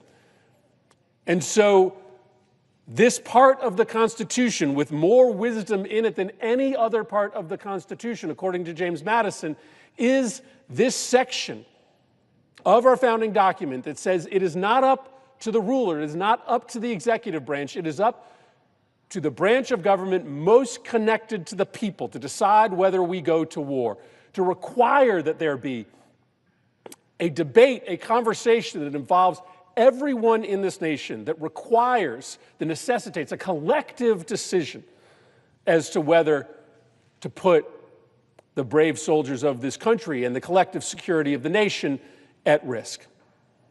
And so we are here today because we still find wisdom in that clause of the Constitution. We still see great risk in moving into a world which we are quickly moving to, in which that clause that James Madison named as the supreme clause of the Constitution is dead letter, is dead letter.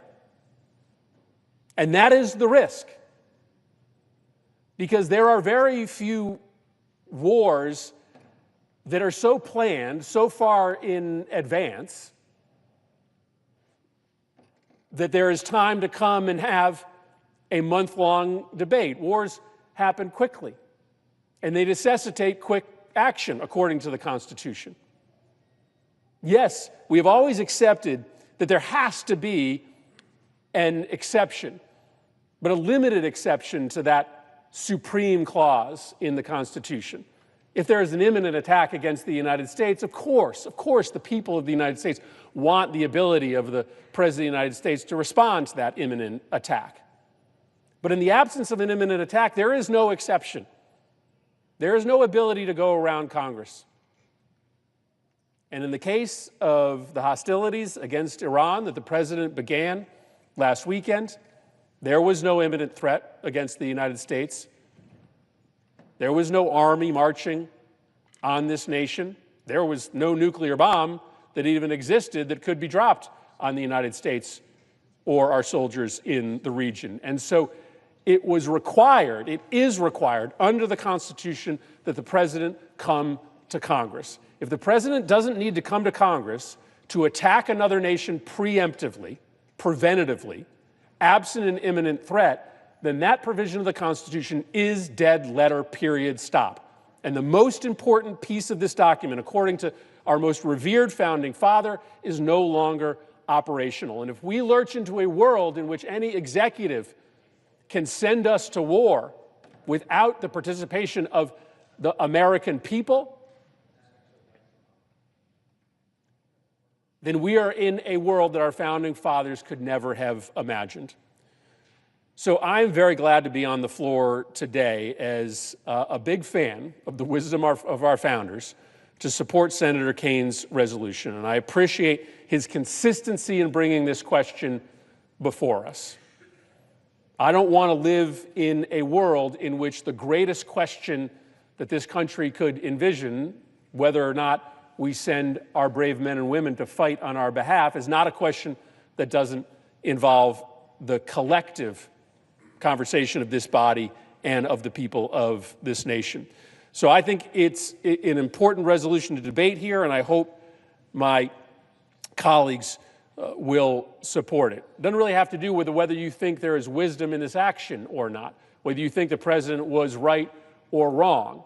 This is an opportunity for us to stand up for our responsibility under the Constitution to be a co-equal branch in setting foreign policy. I have my thoughts on the wisdom of this action. I've stated that I think it's very dangerous when the President of the United States deliberately misleads the country about the efficacy of our military operations overseas or the threats presented to this country. It's unforgivable any time a president doesn't tell the truth, but it is especially unforgivable when the president doesn't tell the truth about national security intelligence. I know my colleagues here come to different conclusions, but if the reporting is correct that Iran, even after these strikes, still has centrifuges and still has enriched uranium and still has scientists who know how to put those things together, then it just is not true that the program has been obliterated. That is a program that can be reconstituted in a relatively short amount of time because, of course, knowledge is not able to be destroyed by bombs. The only way that you are going to make this country and this world safe from Iran's nuclear weapons ambitions, and they have them, is diplomacy. I hope that diplomacy got easier because of these strikes, but I don't think they did. I don't think diplomacy got closer because of these strikes and whatever follow-on strikes may come as President Trump is currently threatening. And so if diplomacy is the only path, if you can't bomb out of existence knowledge, then I don't think this was a very good week for American national security. But I come to a different conclusion than many of my Republican colleagues do, even some of my Democratic colleagues. But Senator Kane's resolution is so important because that's the debate that we should be having. That's the argument that we should be having in public. That debate over the wisdom of dropping bombs in a far-off land that could put our troops at risk, that could drag us into a war, that's not a debate that the Founding Fathers thought that should take place behind closed doors at the Department of Defense, at the CIA, in the White House. That's actually the debate that they thought that this body should have, the United States Senate, that the House of Representatives should have. And that's the chance that we have today to bring that debate out of the shadows, out of the secret, to the place where the Founding Fathers thought it should exist. And that's why I urge my colleagues to support Senator Kane's resolution. I yield the floor.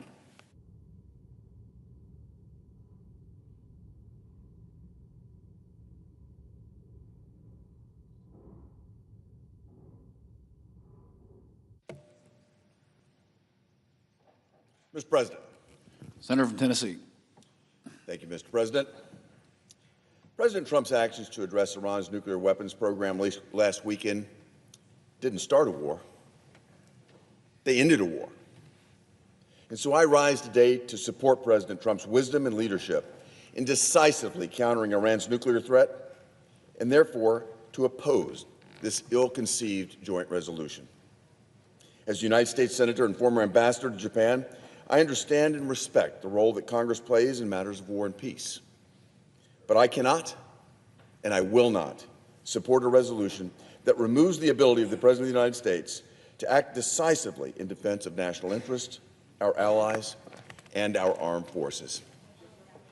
This resolution, if passed, would send a dangerous message, not just to Iran's terrorist-sponsoring regime, but also to every adversary who's seeking to exploit our domestic debates and internal divisions.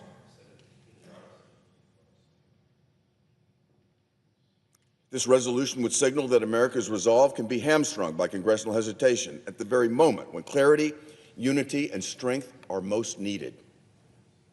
I cannot state this strongly enough. President Trump acted entirely within his constitutional authority under Article 2 and in accordance with his solemn duty to defend this nation and to defend the American people. Operation Midnight Hammer was a targeted, strategic, and necessary use of force to eliminate immediate threats posed by the Iranian regime and its proxies. No American lives were lost or injured during this military operation, thanks to the leadership of President Trump, the advice and counsel of Vice President J.D. Vance, National Security Advisor and Secretary of State Marco Rubio, Secretary of Defense Pete Hegseth, and General Dan Kane, and the brilliant planning and flawless execution of the men and women of the United States Armed Forces. For decades, the Iranian regime has been attacking U.S. personnel, our allies, and our interest. Through its Revolutionary Guard, through Hezbollah and Hamas and Houthi terrorists, and through its missile programs and multiple cyber attacks. For decades, the Iranian regime has cynically violated international agreements to overtly and covertly pursue the capabilities necessary to make nuclear weapons on short notice. The idea that the President, in the face of escalating threats, can only sit idly by until Congress can hold hearings and schedule votes is not just naive, it's reckless.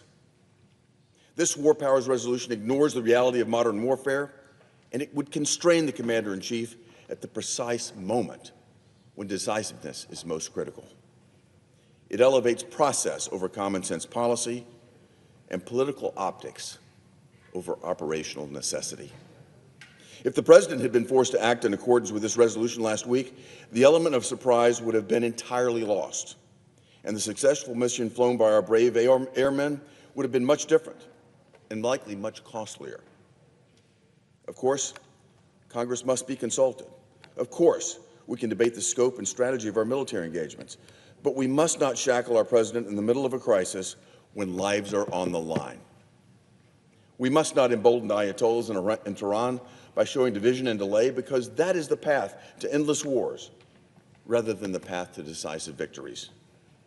President Trump acted wisely and proportionately to protect American lives. He acted to reestablish the credibility of our strategic deterrence. And he acted after decades of Iranian aggression that went largely unanswered by the previous administrations of President Joe Biden and Barack Obama. President Trump once again demonstrated decisive leadership in the service of peace and stability.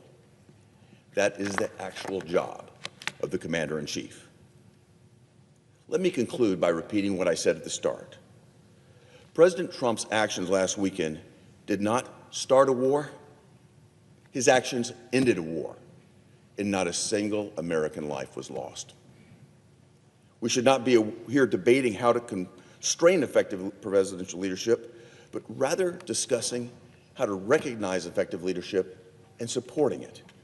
For this reason, I urge my colleagues to oppose Senate Joint Resolution 59. Thank you, Mr. President.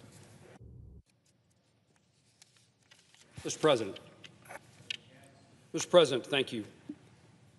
The most significant responsibility and heavy burden the President has is the determination of when to engage the armed forces of our nation. Such decisions can both cost and save lives. This past Saturday, President Trump directed our military to respond to a growing threat that Iran could weaponize nuclear material and deliver a nuclear weapon. With escalating tensions between our ally Israel and our adversary Iran, the President made the decision to deter and delay the capabilities Iran has to deliver a nuclear weapon. What we know to date is from our intelligence sources that the President's actions were significant and successful. The United States Constitution splits the responsibility of the use of military force between legislative and executive branches. Having received a classified and thorough briefing from our military, intelligence, and diplomatic officials, I conclude that the President acted within his constitutional authorities. I welcome the return to a stricter constitutional balance of power between the branches of government.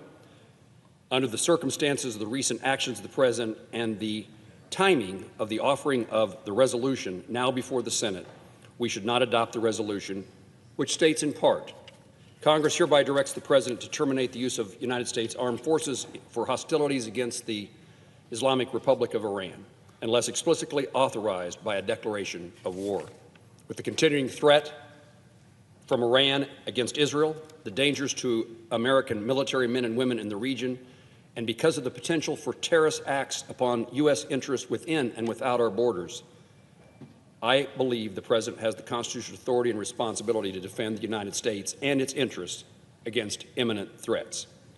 I appreciate the President's decisive action and express gratitude and respect for the men and women of the military who carried out his orders, and I support the President in his efforts to find a peaceful resolution to hostilities in the region. Mr. President, I yield the floor.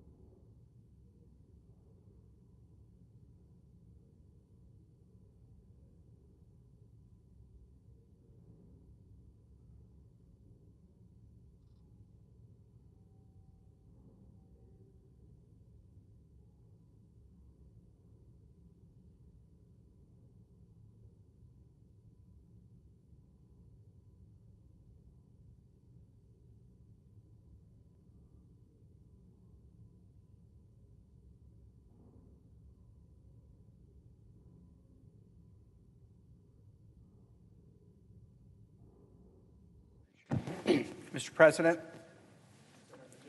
Mr. President, I ask unanimous consent that the following senators be permitted to speak prior to the scheduled vote. Senator Sanders for up to 10 minutes, Senator Graham for up to 10 minutes, Senator Risch for up to 10 minutes, Senator Kaine for up to 3 minutes, Senator Schumer for up to 3 minutes. Without objection.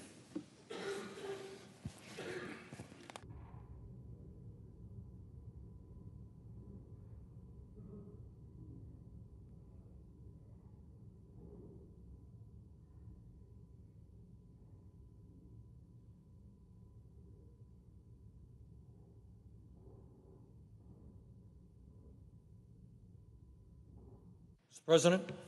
Senator from Vermont. Thank you. Mr. President, everyone knows that our country faces enormous crises. We have a healthcare system that is broken and it is widely expensive. We have a housing crisis in which millions of people are spending far more than they can afford to put a roof over their heads. We have the highest rate of childhood poverty of almost any major country on earth, and a child care system which is dysfunctional.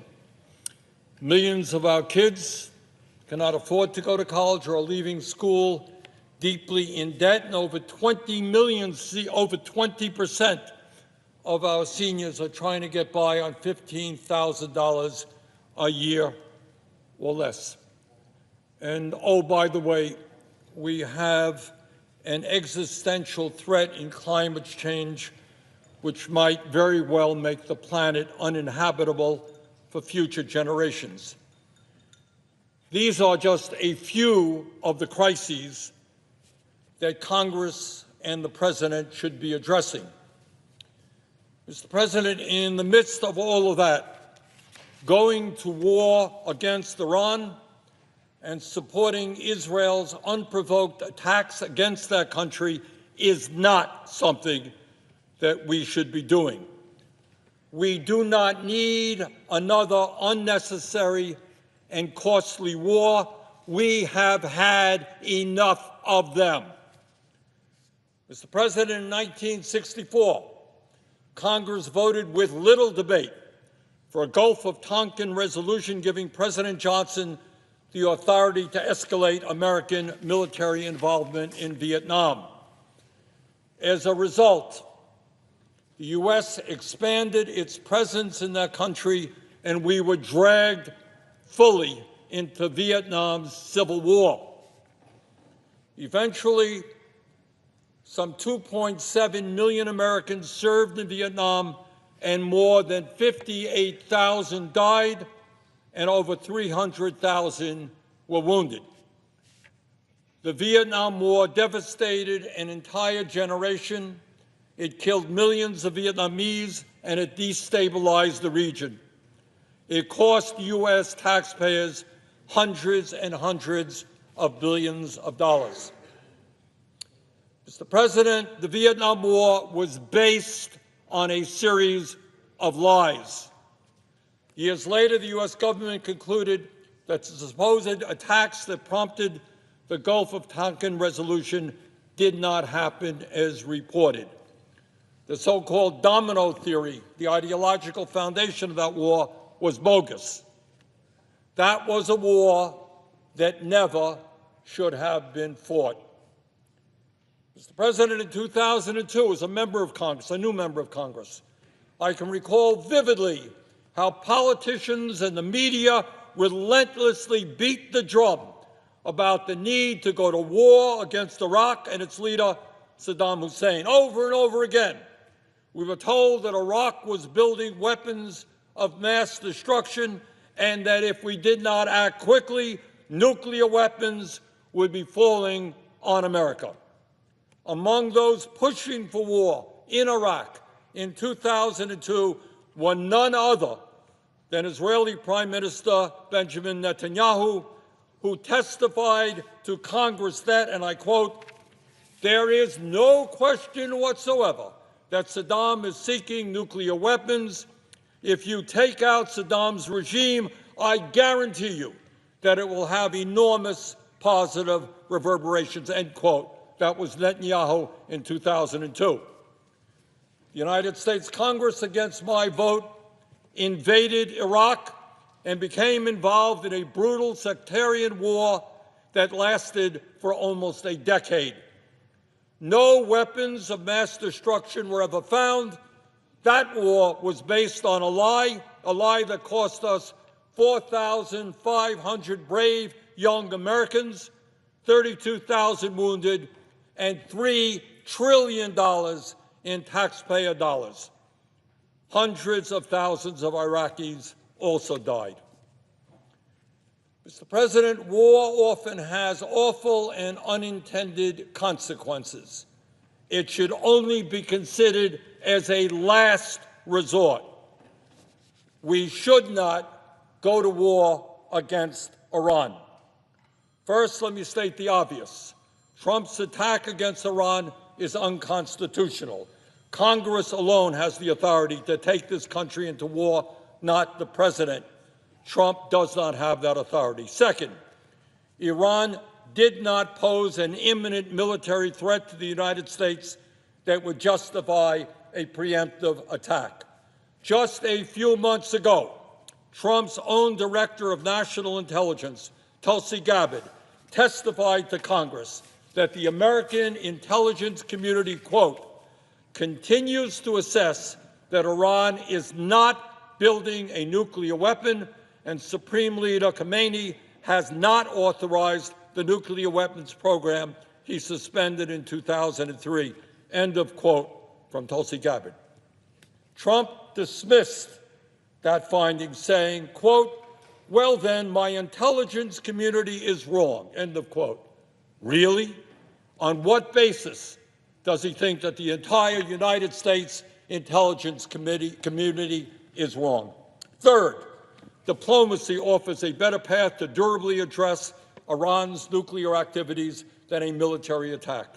This was proven in 2015 when the United States and world powers made an agreement that strictly limited Iran's nuclear activities and put in place blanket inspections. That agreement was working, but Trump pulled out of that deal in 2018 and Iran restarted its activities. To his credit, Trump returned to diplomacy this year, and U.S. officials held 5 rounds of talks with Iran to address this issue. A 6th round of talks was scheduled for June 15th, but Israel derailed those talks with its surprise attack and, in the process, assassinated the Iranian official overseeing those negotiations. Fourth, Benjamin Netanyahu should not be dictating U.S. foreign and military policy. Trump's attack on Iran would not have occurred if Israel had not launched an illegal, unprovoked surprise attack on Iran on June 13th, sabotaging U.S. diplomatic efforts. If the people of Israel support Netanyahu's decision to start a war with Iran, that is their business, that is their war. The United States should not be part of it. Fifth, the United States should not be allied with the Netanyahu government in any military effort. Netanyahu is a war criminal indicted by the International Criminal Court for starving and killing civilians in Gaza. His government is systematically destroying the Palestinian people, killing over 55,000 and wounding nearly 130,000, 2/3 of whom are women and children. Israel has destroyed the entire physical infrastructure of Gaza, housing, hospitals, schools, and water systems, and continues to prevent the delivery of humanitarian aid to starving civilians in violation of U.S. and international law. 6, this war is about more than Israel and Iran. It is about the very concept of international law and preventing a world where every dispute is settled with force. Whatever you think of the brutal, authoritarian, and terrorist-supporting Iranian regime, Netanyahu's surprise attack was a clear violation of international law and the UN Charter. The world appropriately condemned Russia for its unprovoked attack against Ukraine. The world appropriately condemned Hamas for their unprovoked terrorist attack against Israel. Israel should be condemned for its unprovoked attack against Iran, and the United States should not be part of that illegal action. Finally, Mr. President, wars are expensive. We need funding to address the health care crisis, the child care crisis, the education crisis, and many other crises our people face every day. We should be investing our resources in improving life for the American people, not wasting money on illegal and unnecessary wars. Last year alone, the U.S. provided $22 billion in military aid to Israel. Enough is enough. It is beyond absurd that we continue to finance Israel's wars while neglecting the needs of our own people. Mr. President, for all these reasons, I strongly support Senator Kane's War Powers resolution to make clear that only Congress has the power to declare war, that there is no legal basis for war with Iran, and that the American people do not want more unnecessary, costly wars. Thank you.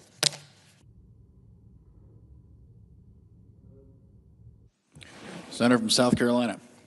Thank you very much. This is a debate worthy of the body, and I would like to give my belief about what we're doing here, my opinion. Senator Kaine has introduced a resolution that basically require President Trump to come to the Congress before any other military actions could be taken against the Islamic Republic of Iran.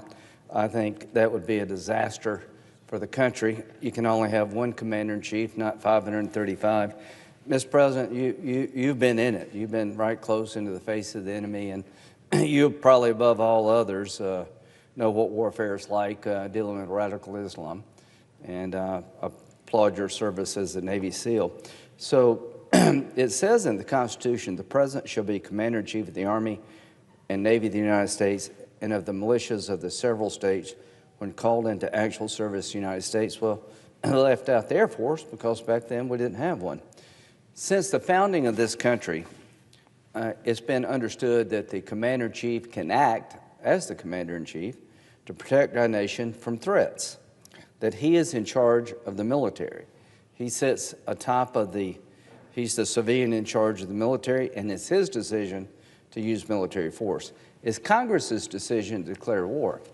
How many times do you think, Mr. President, we've declared war since the founding of our nation? I'll give you the answer. 5. Just think about all the military conflicts that have existed in the history of our country, and we've only declared war 5 times. The War of 1812, the Mexican-American War, Spanish-American War against Spain, World War I and World War II. So to my colleagues, if Congress has only declared war 5 times, does that mean all of these other military operations are illegal? No. That's ridiculous.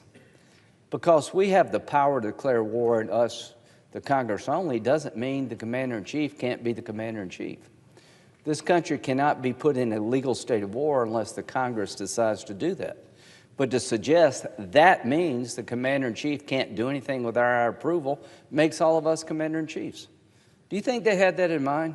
Do you think they really meant for the Congress to be the Commander-in-Chief, not the Commander-in-Chief?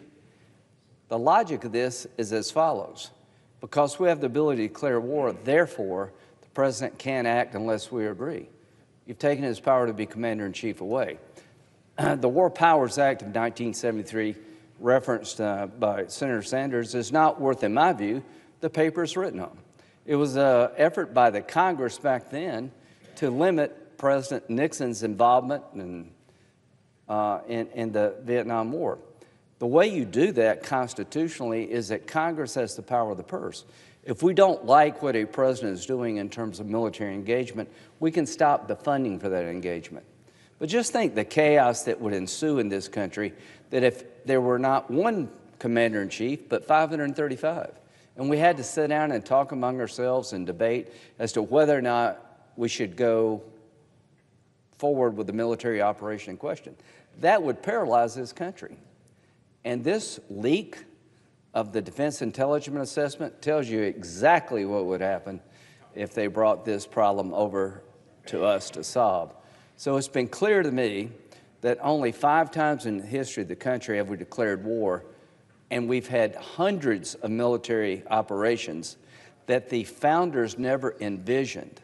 The ability to declare war means the President of the United States, as Commander-in-Chief, cannot act unless we agree, because that makes us the Commander-in-Chief, and that's not what they were trying to do. They were trying to make sure the country could not go into a legal situation involving war without the body as a whole making that decision.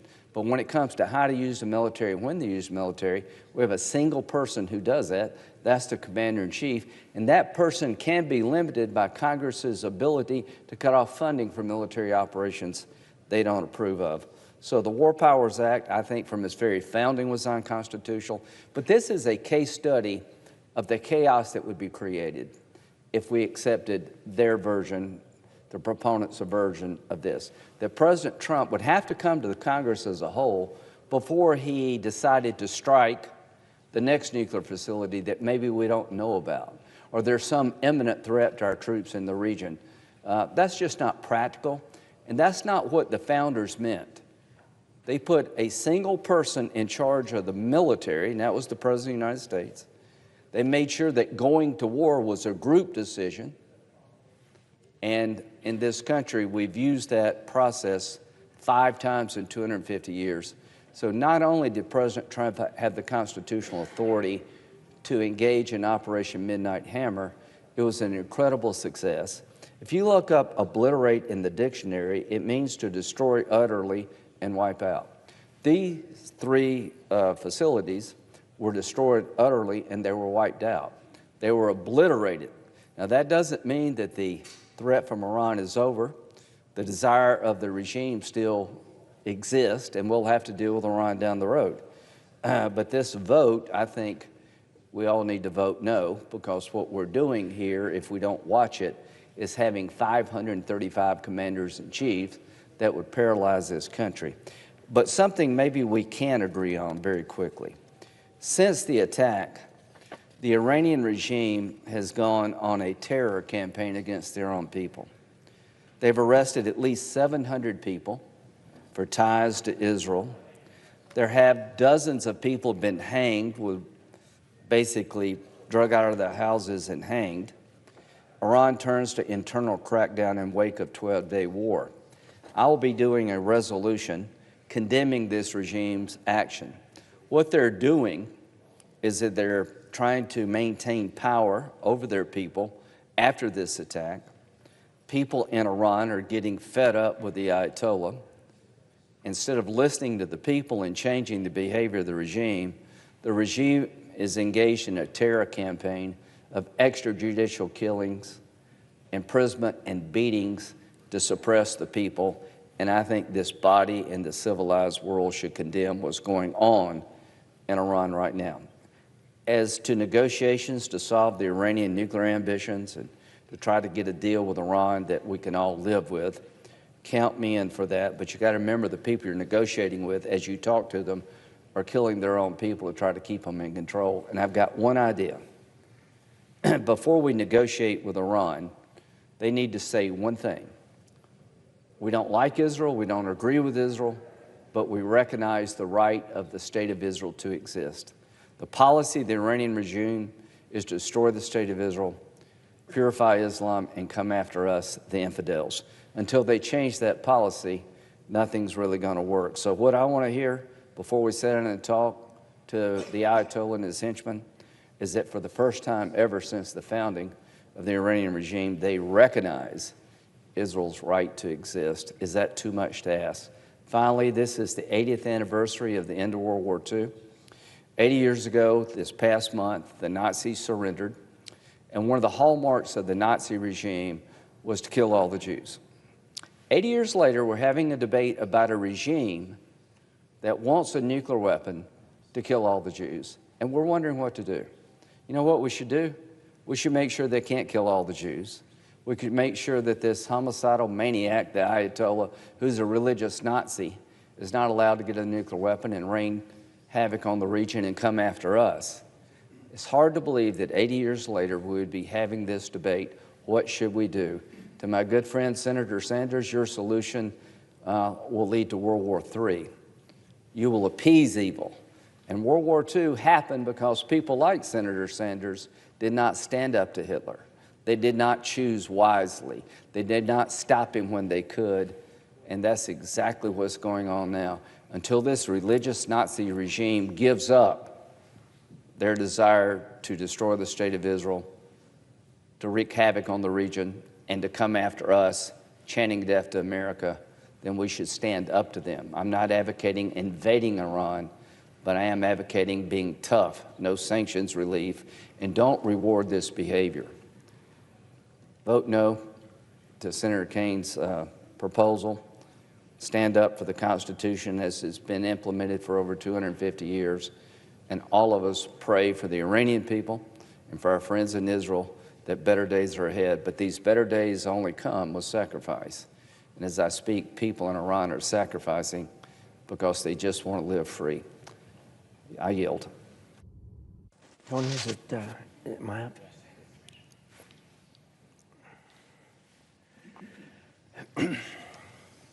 Mr. President. Senator from Idaho. Mr. President, I rise today to oppose this unhelpful resolution. It's a clear attempt to take a slap at President Trump and nothing more. President Trump's foreign policy successes have been several and should be celebrated, not denigrated. For instance, recently his work when India and Pakistan started fighting, he got involved and he had that shut down pretty quickly. This morning, I had the good fortune to attend with Secretary Rubio an event at the State Department where a peace agreement was signed between Rwanda and the Congo. Both Rwanda and the Congo were effusive in their compliments of President Trump for negotiating the peace that happened. So the president's been hard at work trying to be the president of peace that he really wants to be. First, I think that we ought to have a good statement from the administration as to why this resolution is not well taken.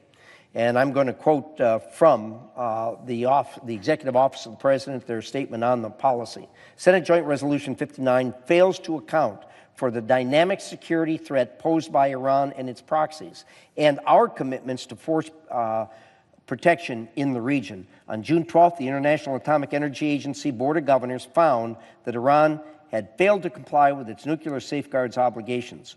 Iran immediately responded, stating that it would establish a new uranium enrichment facility in a secure location and that other measures were being planned. Israel took action against Iran, an action it believed was necessary for its self-defense. The United States' top priority is protecting American forces in the region. President Trump will take all necessary steps to protect our forces, de-escalate conflict, and remain in close contact with our regional partners. Senate Joint Resolution 59 should be rejected also because it purports to limit the President's Article II authority under the Constitution and could hinder the President's ability in his constitutional role as Commander-in-Chief to protect the United States from the continued threat posed by Iran and its proxies. Senate Joint Resolution 59 also could hinder the President's ability to protect the United States forces in the region through actions to de-escalate the threat posed by Iran and its proxies. The operative part of this resolution that's before us states, quote, Congress hereby directs the President to terminate the use of United States armed forces from hostilities against the Islamic Republic of Iran.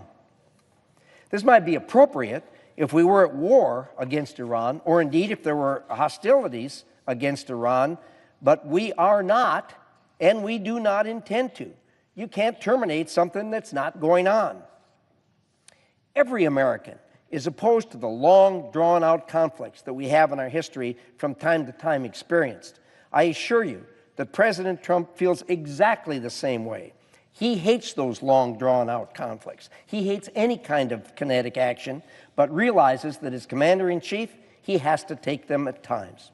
The President did take a single strike against Iran at carefully calculated targets and in an even more carefully calculated time, much like what he did with General Soleimani in his first term that was so successful. The strike on Iran was a single brief strike at 3 nuclear bomb facilities that ended the conflict between Israel and Iran. It was on behalf of a close ally, Israel, and on behalf of the world, which is unanimously against Iran obtaining a nuclear weapon. Most importantly, it ended a war. It did not start a war. If the U.S. or Donald Trump or any other president sought to declare war on Iran, this would be well taken. The Constitution is clear that only this body, the Congress of the United States, can declare war. But the Constitution and statutes are equally clear that the president not only may, but must act to defend America and Americans at a time or place that a threat presents itself. Congress has also spoken on the power of the president in the War Powers Act. Now, we've heard a lot on the floor today about how important the Founding Fathers thought declaration of war was. They were absolutely right. It is just as right today as it was then. There's a lot of difference between then and now. Then we had oceans protecting us on each side, and for a war to take place, it took months to unfold and to start. In today's world, it's a press of a button, and it happens instantaneously. That's why Congress went in and passed the War Powers Act that gave the president the opportunity to defend America. And in that act, it provided things that the president had to do. He complied with that act exactly as it was put in place by Congress when he took the Single Strike Act against Iran. Also, the Justice Department has opined to Republican and Democrats presidents and created a precedent as to when the president could use power. This strike is in full compliance with that guidance. The guidance is very simple. Number one, if the president is going to take action, it must, one, be in a national interest, and number two, be limited in nature, scope, and duration. And of course, that's further modified by the action that Congress has taken in the War Powers Act. What this president did with this single strike was in full compliance with the Constitution and statutes. Both open source reporting and the classified briefing we received demonstrated this was a brilliant tactical move, which was brilliantly planned and executed after in-depth conversations with the intelligence community and the talented array of presidential advisors that President Trump has. My colleague on the other side of the aisle should do what we on our side of the aisle have been doing, and that is congratulate the president and the brave men and women who conceived and executed this spectacularly successful event and thank them, and recognize that this ended the conflict between Israel and Iran. Instead, what we have seen is an attempt in every way to denigrate the action, downplay it, and berate this great and glorious victory. This resolution that we have before us today is another sad attempt in that regard. I understand that the hate and vitriol against our president precipitates this kind of thinking. It's wrong. This is ill-conceived and will telegraph that we Americans do not stand with our president or with Israel. That is also wrong. Make no mistake, Iran is all alone in this. No one is coming to help them. This body, above all, should not be the entity that provides aid and comfort to Iran. I urge a no vote. Thank you, Mr. President. Senator from Virginia. The remaining two speakers, Senator Schumer has yielded his time to me. I will be the last speaker before the vote. My colleague from Idaho says this is driven by hate and vitriol. Tell President Trump he well knows that from my first months in the Senate, I have taken this position now against 4 presidents, Democratic and Republican. The principles that have been stated on this floor about the Constitution and War Powers Resolution are very, very clear. Congress declares war. Once declared, the president is the commander-in-chief. There is no war without a declaration of Congress. The president as commander-in-chief can defend the United States against imminent attack, but there was no such imminent threat posed by the Iranian nuclear program, as the president's own national security advisor testified to Congress shortly before this strike, and as the Israeli foreign minister announced before the U.S. strike that the Israeli actions had set the nuclear program back 2 or 3 years. No imminent attack on the United States, no imminent threat. That means Congress gets to declare war. This is not about hatred for any president. It is about standing up and doing what we took an oath to do. My colleague from South Carolina says we've only declared war 5 times, ending with World War II. That's not accurate. Congress has had the guts to at least vote on authorizing war up through 2002. But in 2002, something happened, Mr. President, in this body. The Senate and the House got lied into a war with bogus intelligence about the weapons program of the nation of Iraq. We should be haunted by that. We should be haunted by that.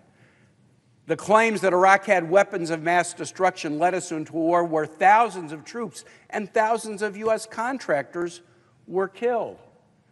And so what should have been the learning that came out of that we should do a good job kicking the tires as Congress before we go into a war and not get lied into a war.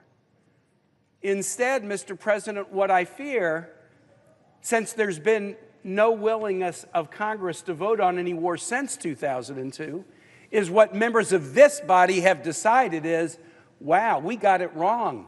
We were lied into a war. We voted in a way that we regretted. So let's not vote at all. Let's not vote at all. Let's overturn the congressional and constitutional history that says we only go to war with Congress and try to hide in the grass. Many of my colleagues have said things about Iran and how bad Iran is. None of them have ever introduced an authorization for war against Iran. If Iran is so bad, do that. People in this body would rather not vote so they can't be held accountable.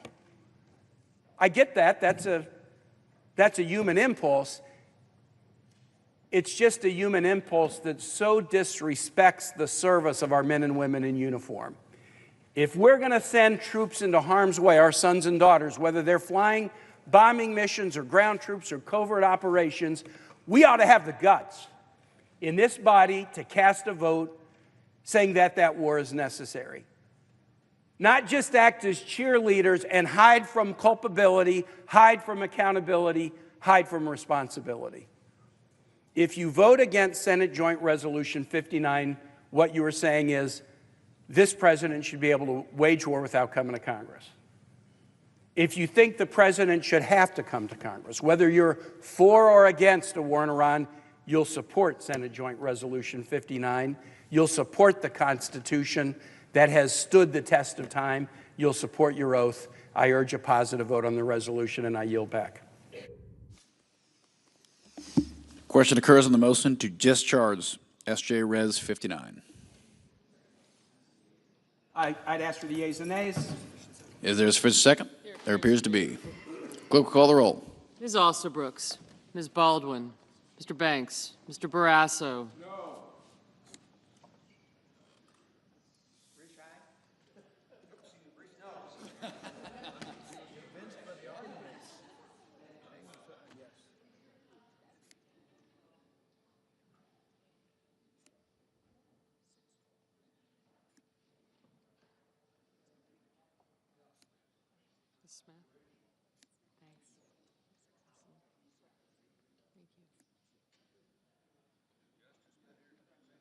Mr. Bennett, Mrs. Blackburn, Mr. Blumenthal, Ms. Blunt-Rochester,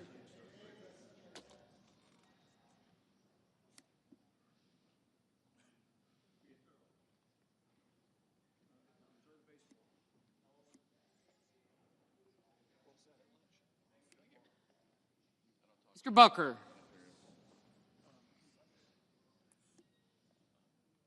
Mr. Bozeman, Mrs. Britt, Mr. Budd, Ms. Cantwell, Mrs. Capito, Mr. Cassidy, Ms. Collins, Mr. Coons, Mr. Cornyn, Ms. Cortez Masto, Mr. Cotton, Mr. Kramer, Mr. Crapo, Mr. Cruz, Mr. Curtis, Mr. Daines, Ms. Duckworth, Mr. Durbin,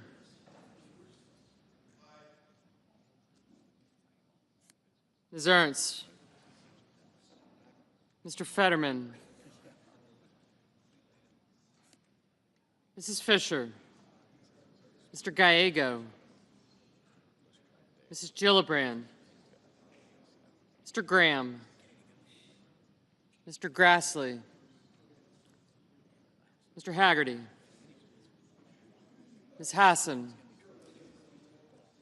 Mr. Hawley, Mr. Heinrich, Mr. Hickenlooper, Ms. Hirono, Mr. Hoven, Mr. Husted, Mrs. Hyde-Smith, Mr. Johnson, Mr. Justice, Mr. Kane, Mr. Kelly, Mr. Kennedy, Mr. Kim,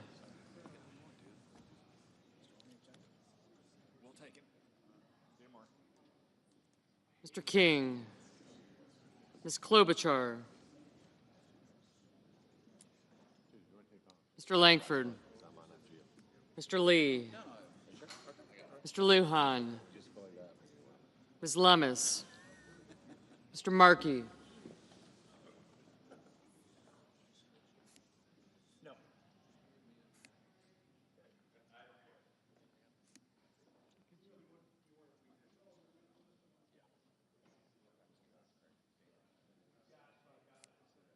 Mr. Marshall, Mr. McConnell,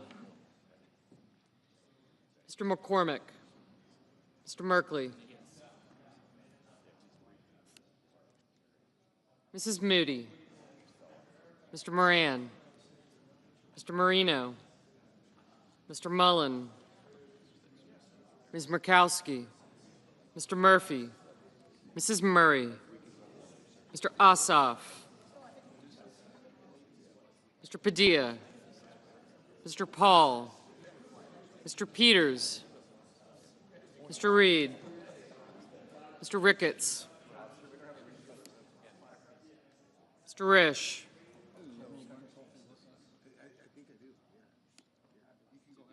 Ms. Rosen, Mr. Rounds, Mr. Sanders, Mr. Schatz, Mr. Schiff, Mr. Schmidt, Mr. Schumer, Mr. Scott of Florida, Mr. Scott of South Carolina, Mrs. Shaheen,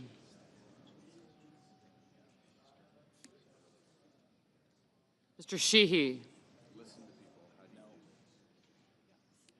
Ms. Slotkin, Ms. Smith, Mr. Sullivan, Mr. Thune, Mr. Tillis, Mr. Tuberville, Mr. Van Hollen, Mr. Warner, Mr. Warnock, Ms. Warren, Mr. Welch, Mr. Whitehouse, Mr. Wicker, Mr. Wyden, Mr. Young. Senators voting in the affirmative: Blunt Rochester, Cantwell, Coons, Durbin, Hassan, Heinrich, Kane, Kim, Murray, Padilla, Paul, Schumer, Smith, and Warner.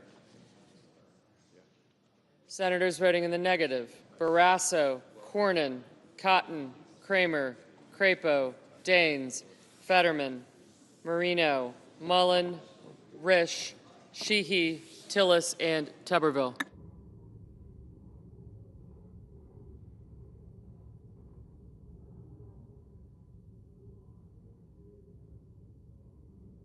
Ms. Alsobrooks, aye.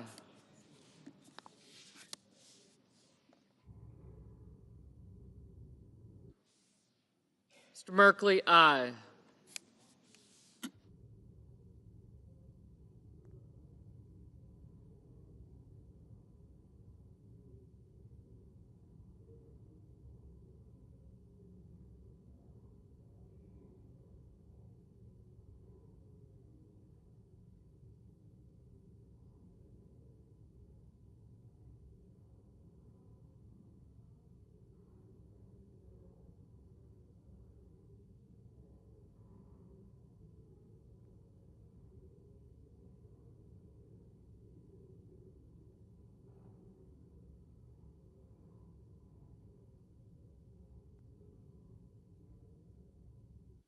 Mr. Ricketts, no.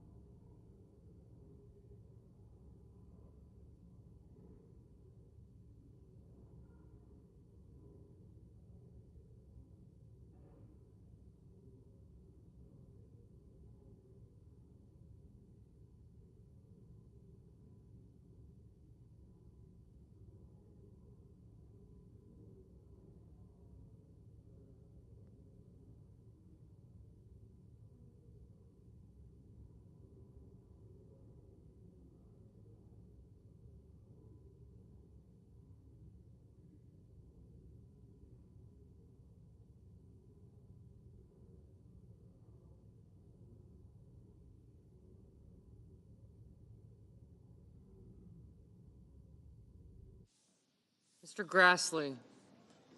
No.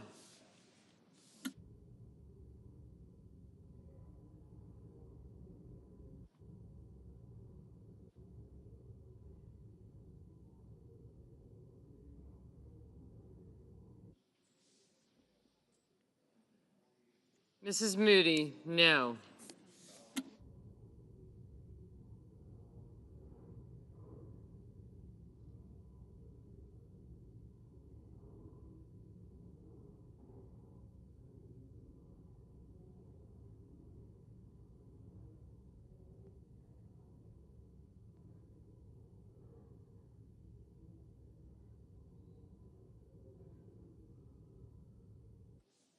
Mrs. Britt? No.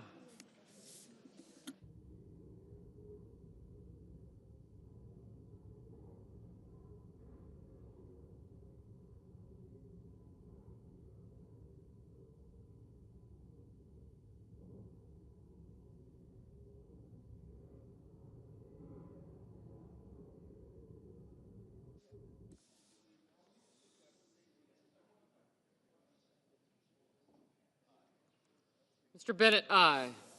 Mr. Reed? Aye.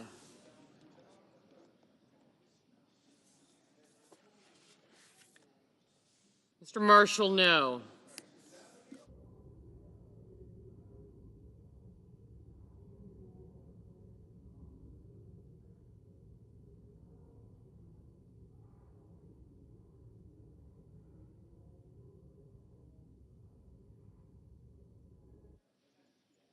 Mr. Lujan, aye.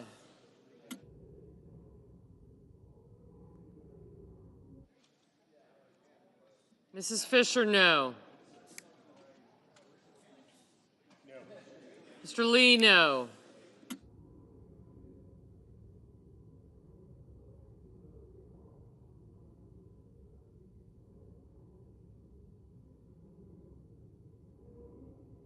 Mr. Graham? No.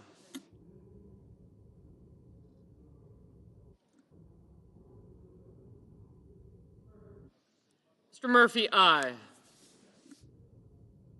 Mr. Wyden? Aye.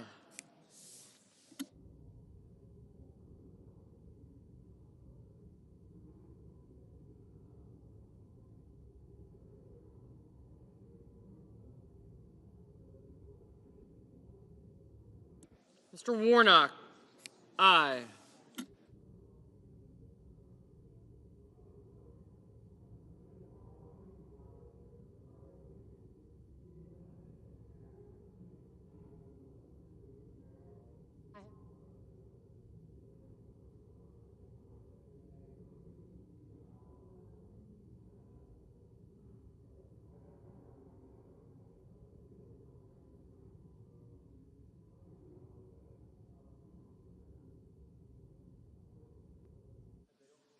Mr. Johnson? No.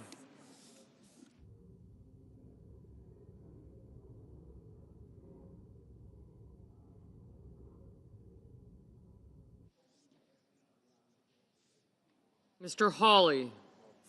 No. Ms. Baldwin?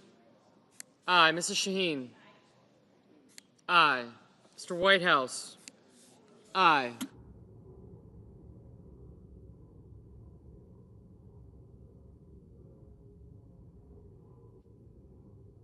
Mr. Markey? Aye. Mr. Budd? No.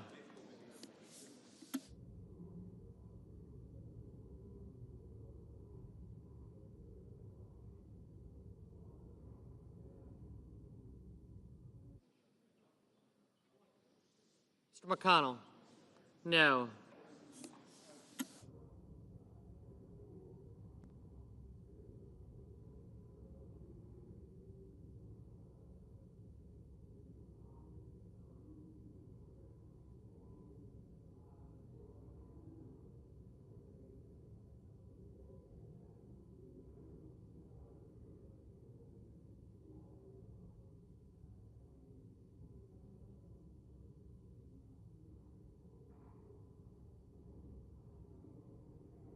Mrs. Blackburn? No. Mrs. Capito? No.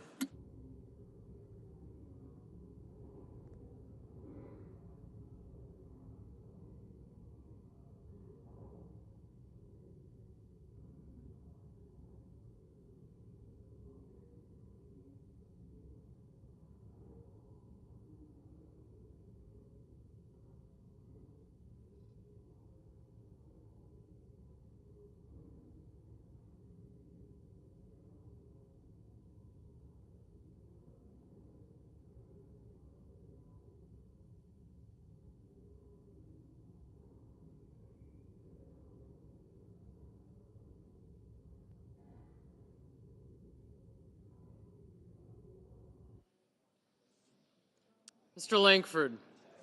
No. Ms. Hirono, aye.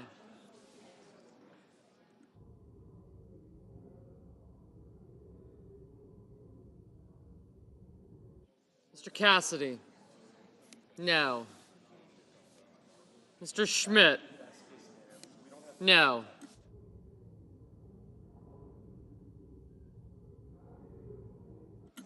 Ago, aye.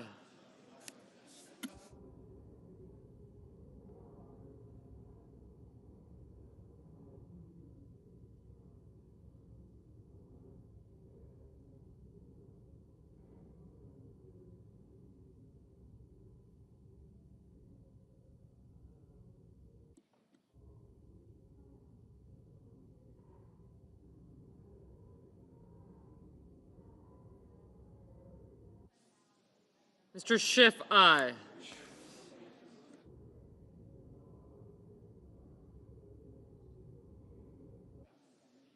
Mr. Schatz, aye.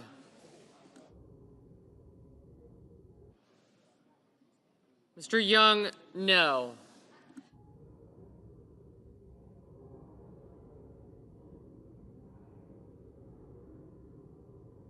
Mr. King, aye. Mr. Sanders, aye.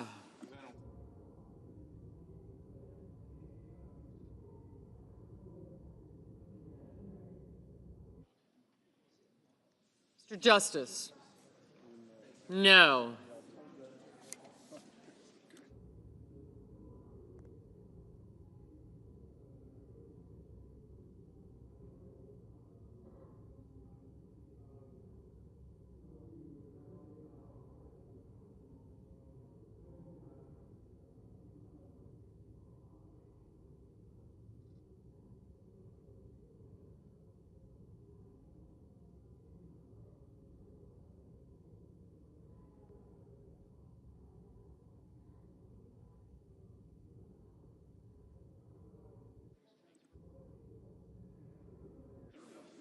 Mr. Haggerty, no.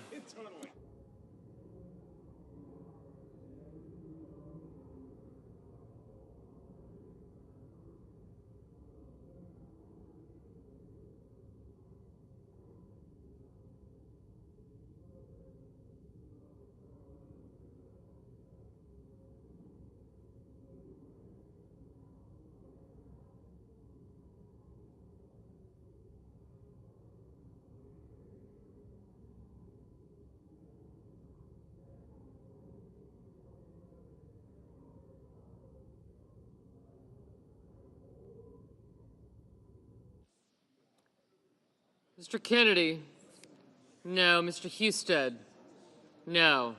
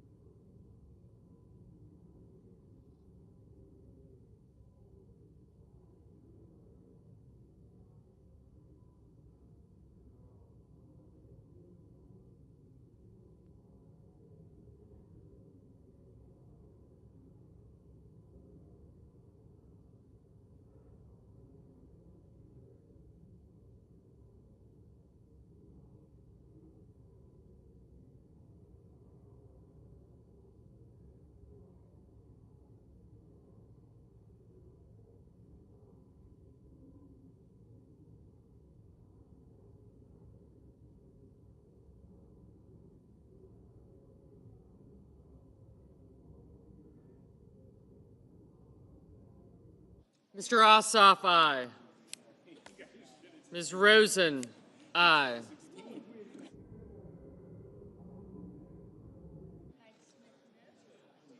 Mr. Hickenlooper, aye. Mrs. Hyde-Smith, no. Mrs. Gillibrand, aye. Ms. Warren, aye.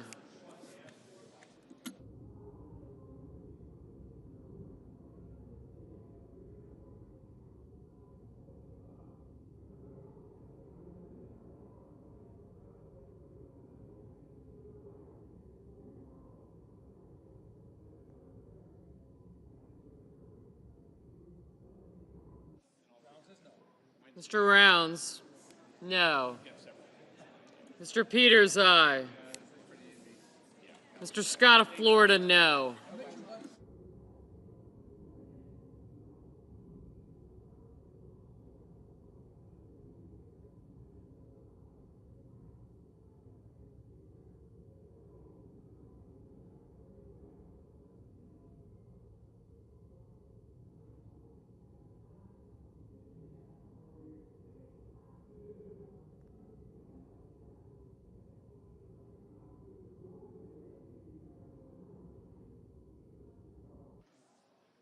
Mr. Wicker, no.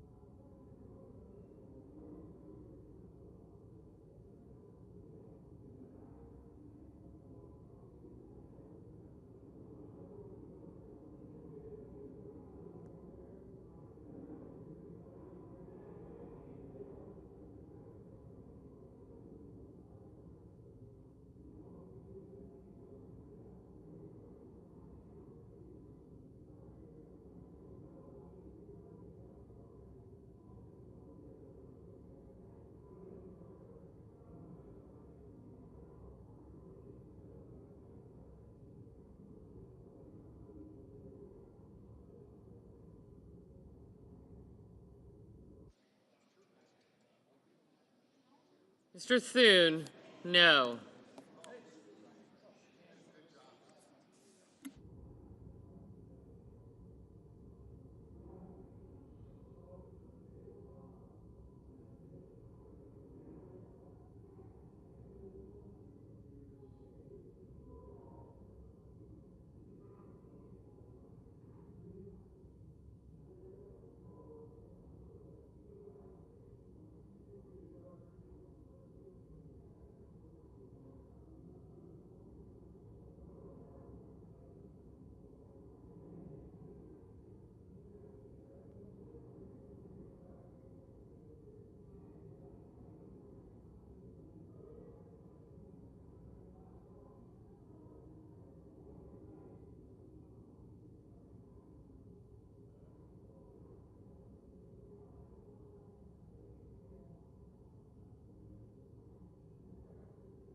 Ms. Duckworth, aye.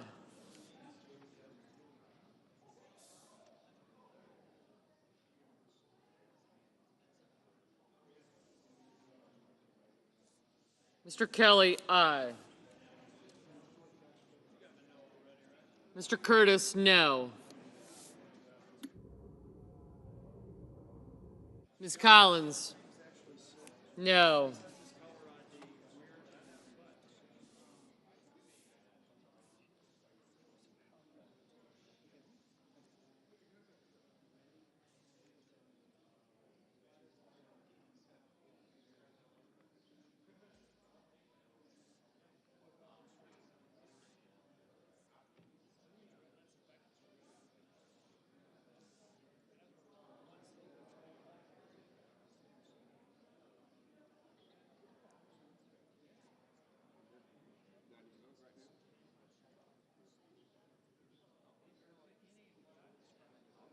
Mr. Van Hollen, aye.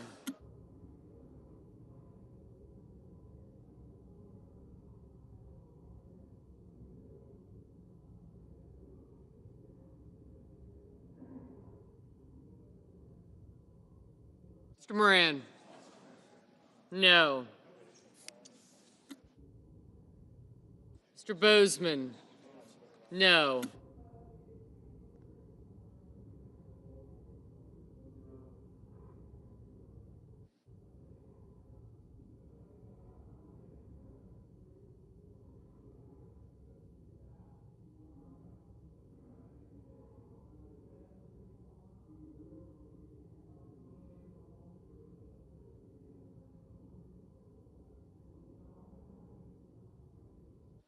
Mr. Welch, aye.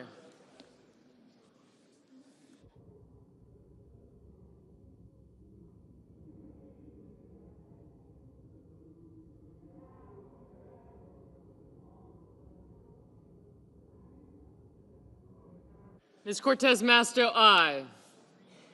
Ms. Ernst, no.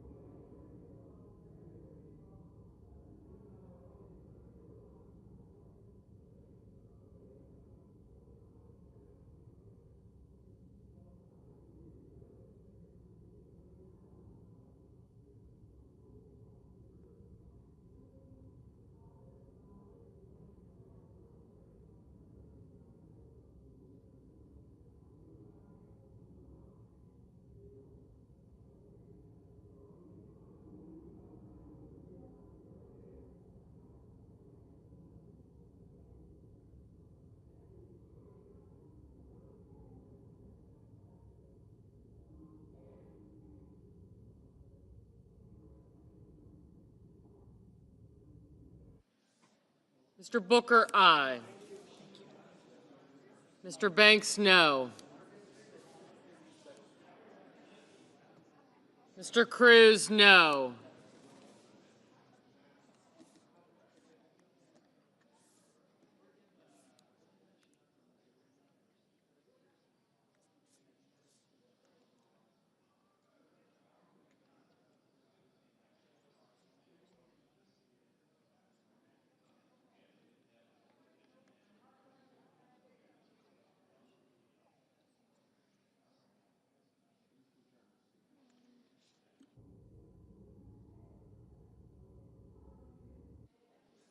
Ms. Klobuchar, aye.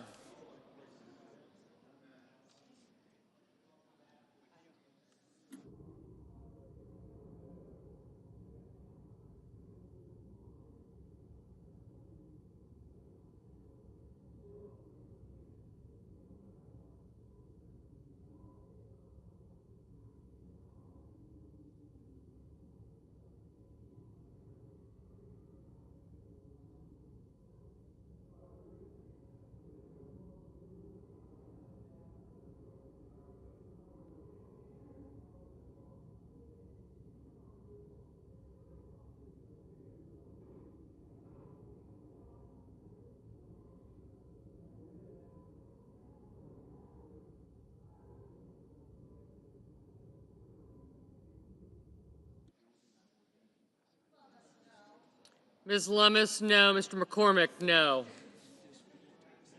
Ms. Slotkin, aye. Mr. Blumenthal, aye.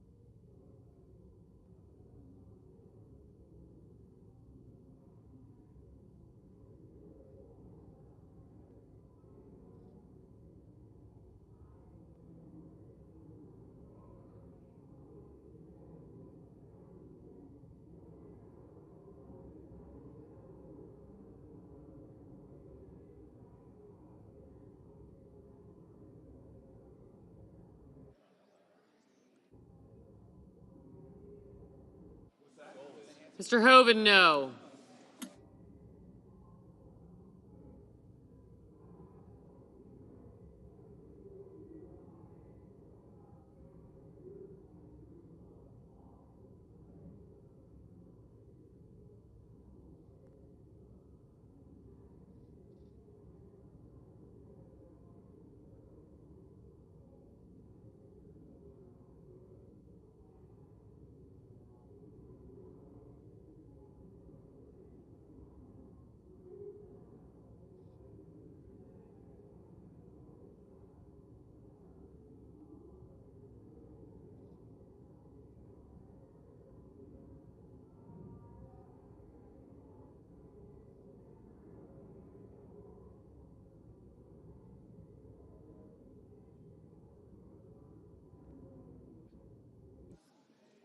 Ms. Murkowski, no. Mr. Sullivan, no.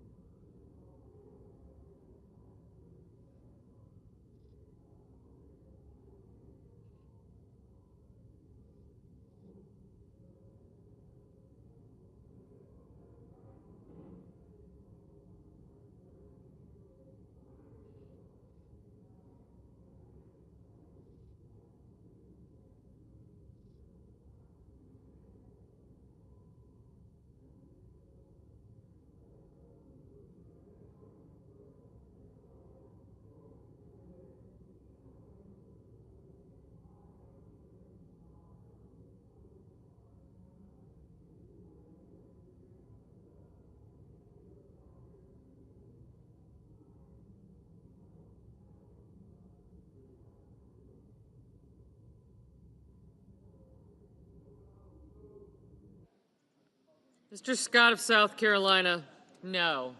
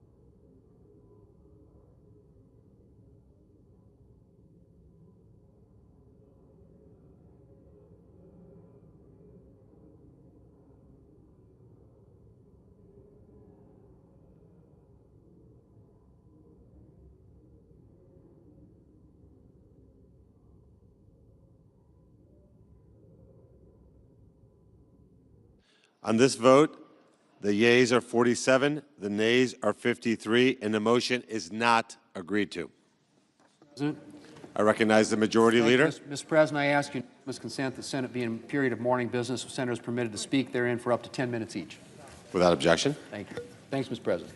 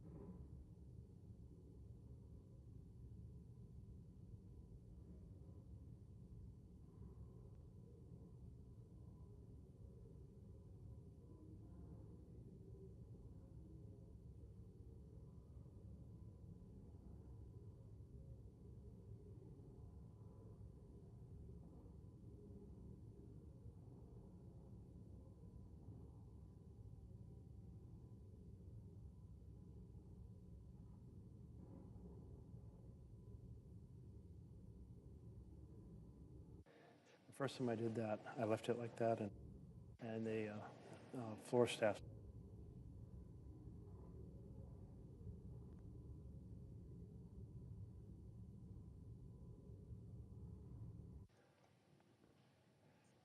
Mr. President, I recognize the senator from Oregon. are we in a quorum call? We are not. Thank you, Mr. President. I've come to the floor to talk about debt and the challenge that confronts us. Over the last few decades, we've seen a lot of sources of red ink. Among them are the war in Afghanistan, the war in Iraq. We saw the first Bush tax bill in 2001, massive red ink. 2003, massive red ink. Trump's tax bill in 2017, an ocean of red ink. I don't think anyone here would argue that these decisions didn't result in significant deficits and significant additions to the debt. And yet there's so much conversation here about fiscal responsibility and let's get this under control. And yet we see time and time again this body vote under Republican leadership for another ocean of red ink, another massive deficit, adding to an already bloated debt that so profoundly compromises the ability of our nation to address issues in the next generation. We're borrowing from the next generation, making it less likely that we can effectively provide the programs, the foundation of healthcare and housing and education and the investment in R&D that produces good paying jobs for the next generation to thrive.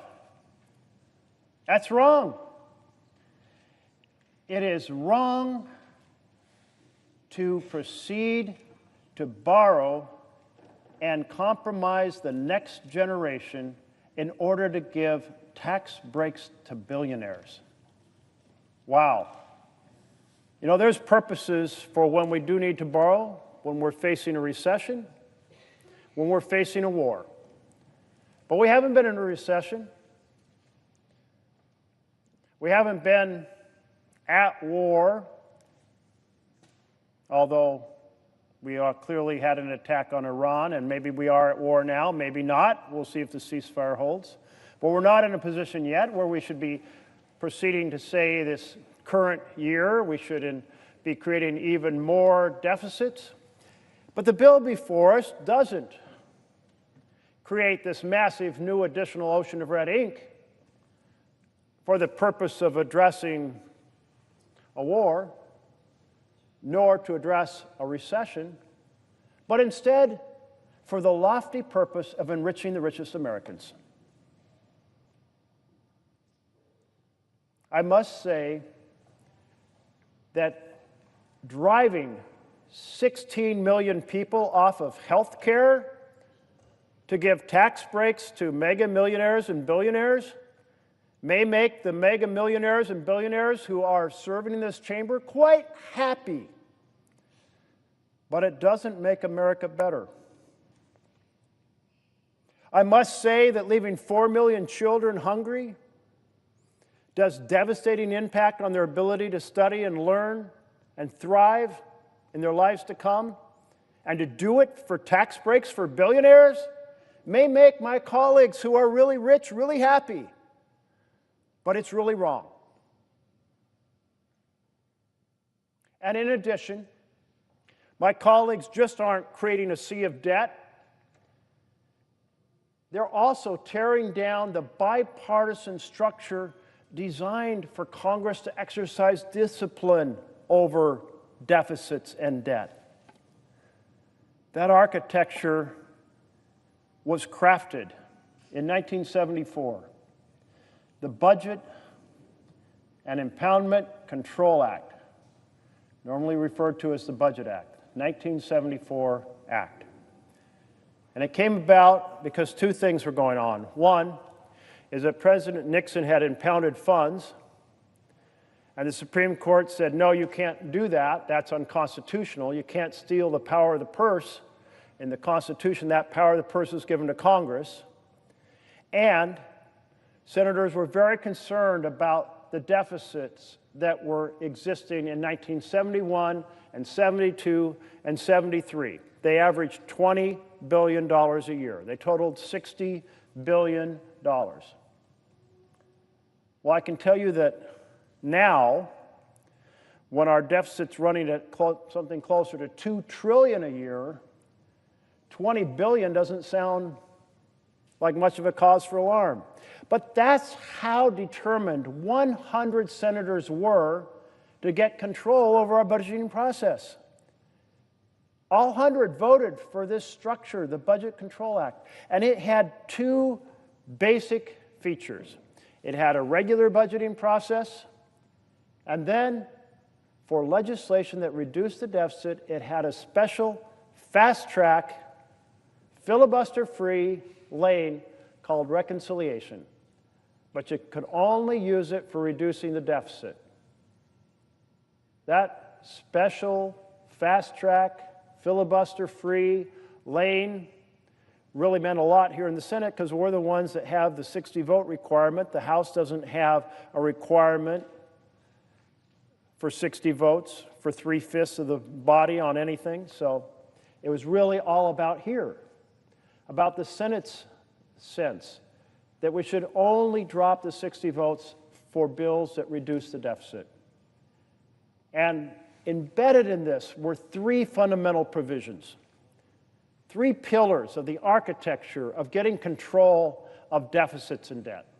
The first was, in the first 10 years that are presented in a reconciliation bill, the sum of the 10 years has to produce deficit reduction. That was pillar number one.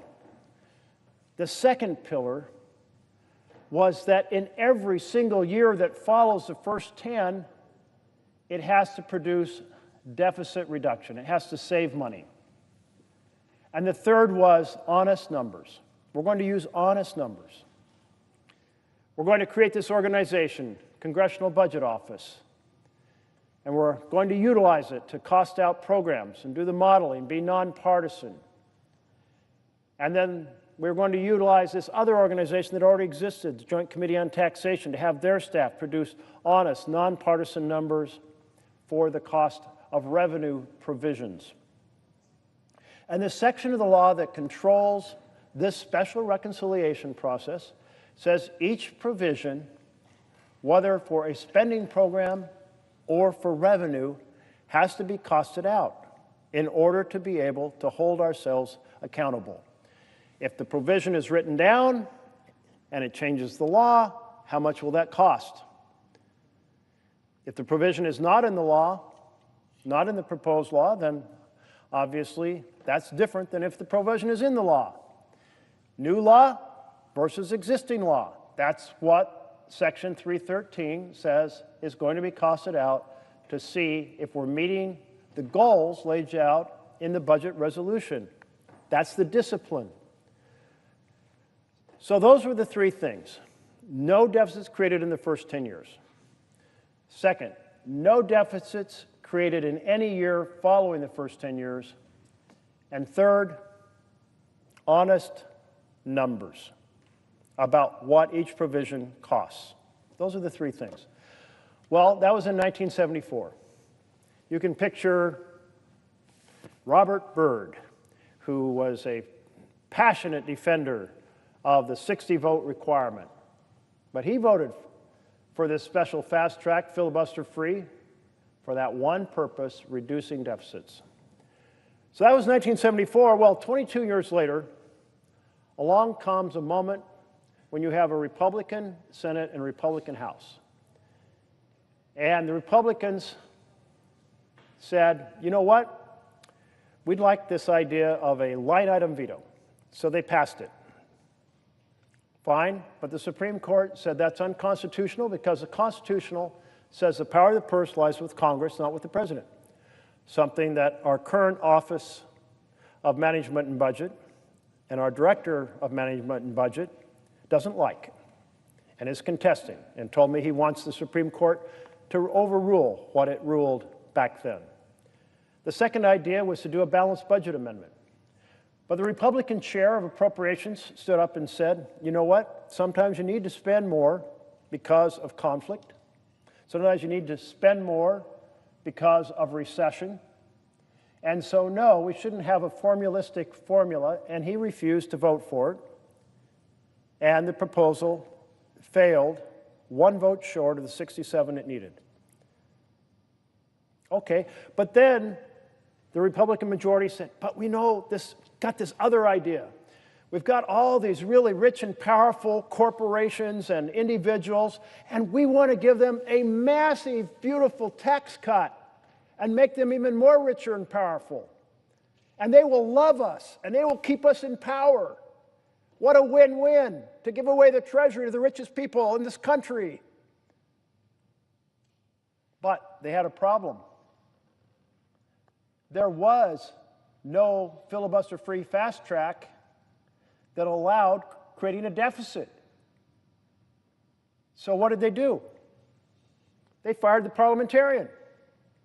That's what they did. They brought in a new parliamentarian, a parliamentarian who had actually been on the parliamentarian team back in 1974, a parliamentarian who had then left that parliamentarian team and gone to work for the majority leader, and then came back off the majority leader's staff to rule and say, that deal that was crafted with all 100 senators, we're going to break that deal. We're going to do a nuclear option. We're going to blow it up. And we're going to say that this fast track can be used to create deficits in the first 10 years. So there went Pillar 1. Pillar 2 has survived until now, until this moment. No deficits after the first 10 years. Pillar 3, use honest numbers, has survived until now. Use the CBO numbers. Use the comparison of a provision as described in Section 313 and honestly relay what it costs for a program or for a revenue provision. And I say until now because my colleague, who I love to work with on a number of things, has an idea. And he said, there is a provision, not in the section of the law that exists for reconciliation, but in the section of the law that deals with just the regular budget process that was created in 1974, that gives the budget chair some flexibility to solve technical problems. And I think I can use that to simply decree a new baseline so that things that actually cost a ton of money, we can tell the American people and ourselves they don't cost money. Well, let's see. Here are some examples. The business pass-through. Joint Committee on Taxation, pass-through for LLCs, says this provision in the law will cost $736 billion.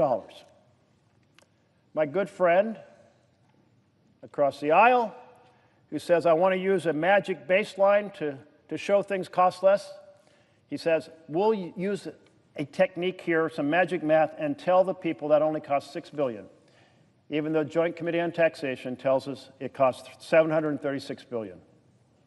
Let's reduce it to less than 1% of the true cost. Well, let's take another example. There's a provision that extends the estate and gift tax exemptions. The honest broker, Joint Committee on Taxation, says putting that provision in the bill will cost, as in increasing deficits and increasing the debt, $212 billion. But my colleague across the aisle says, I want to tell people it doesn't really cost that. It only costs $10 billion by using my baseline as opposed to the honest baseline that we have used ever since 1974 passed, when 100 senators said, let's stop using smoke and mirrors and let's use honest numbers. Or how about the exemptions being expanded for the alternative minimum tax? The cost of that from the Joint Committee on Taxation, $1.37 trillion. That's with a T, trillion. $1.37 trillion. My good colleague across the aisle says, using my magic math and my special baseline, that won't increase the deficit, it'll actually reduce the deficit by $6 billion. Are you kidding me? We're going to destroy the principle that for 51 years we will use honest numbers with ourselves and honest numbers with the American people. And in the process, we're tearing down that second pillar, that reconciliation will never be used to extend deficits past the reconciliation window of 10 years. Because you see, that's never been allowed by either party. Never done it. In fact, the ruling in 1996, the one that tore down it can only be used for deficits in the first 10 years, that ruling was explicit in reaffirming the second pillar, no deficits after 10 years. So we have the plain language of the law. We have 51 years of precedent. We have the ruling from 1996.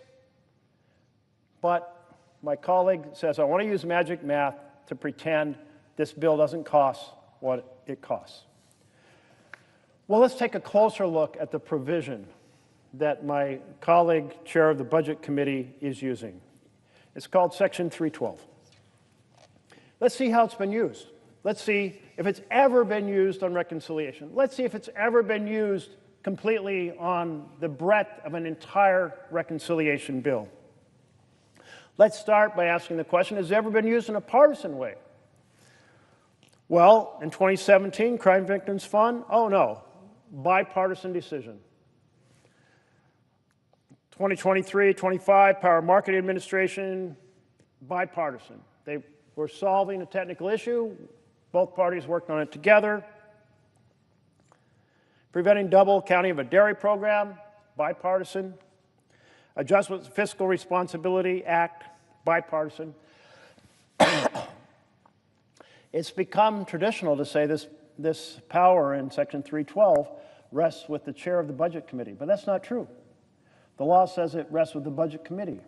The reason we think of it as resting with the chairman is because it's always been done in a bipartisan way, with the Democrats and Republicans together saying we're solving a problem. Second question, has it ever been used on the breadth of a reconciliation bill or only upon a narrow provision? Well, turns out in every single case, the Crime Victims Fund, the Power Marketing, the Dairy Program, the Fiscal Responsibility Act, always a narrow provision, but not now. How else can we take a look at this? How about if we look at whether it was resolving a technical ambiguity? Yep, every single time, resolving a technical problem, bipartisan fashion, narrow provision. And most importantly, has this provision of 312, which is not in the section that controls reconciliation, ever been used in reconciliation? Nope. Not in 2017, not in 2023 through 25, not on the Dairy Program, not on the Fiscal Responsibility Act, not ever. Never used in reconciliation.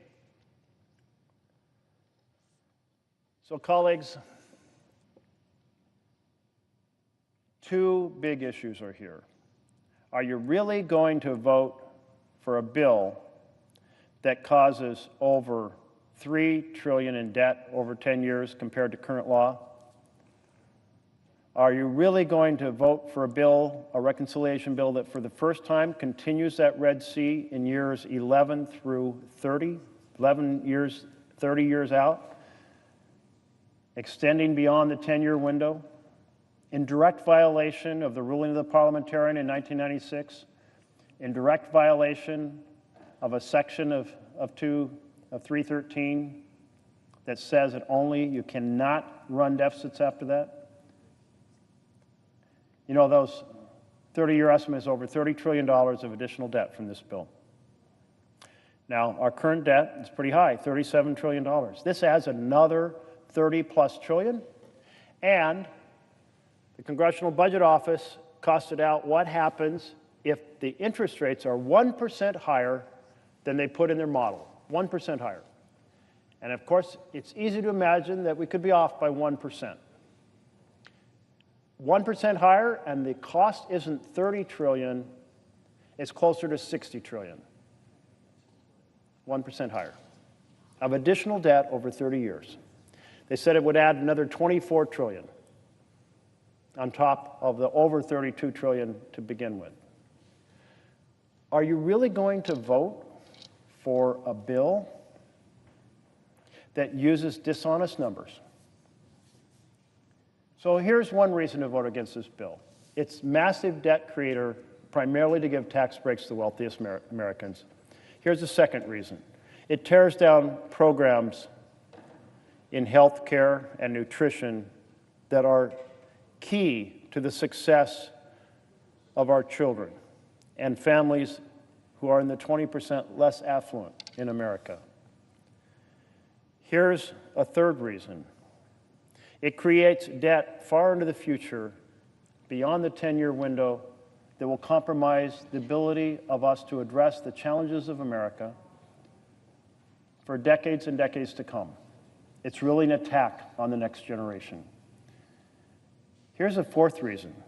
It tears down the framework of accountability, the last two standing pillars, crafted by 100 senators, all voting yes in 1974.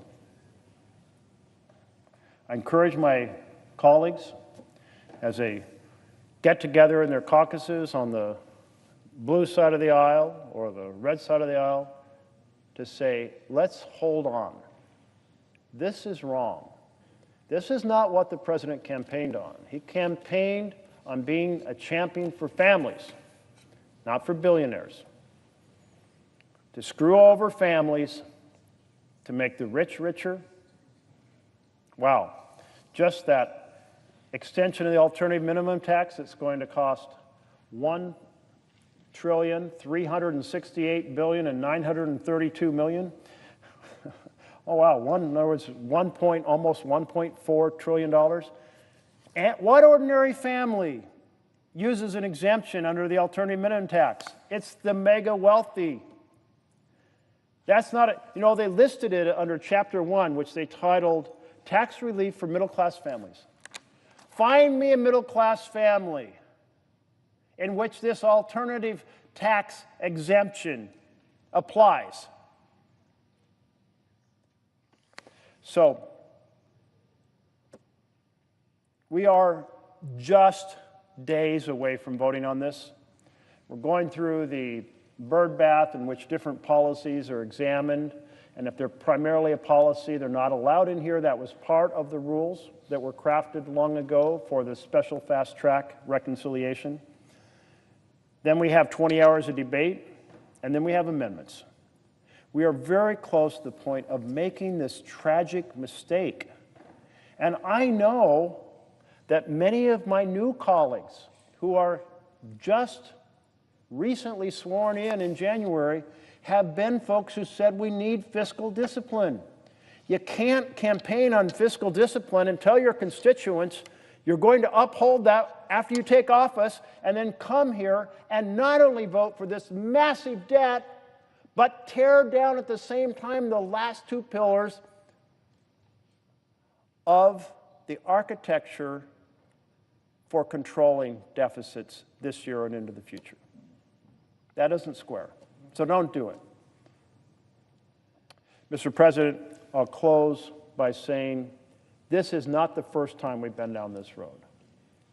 And there's a few myths that people tell themselves to justify this. We'll only do this once. 2001 was once. 2003 was twice. 2017 was the third time.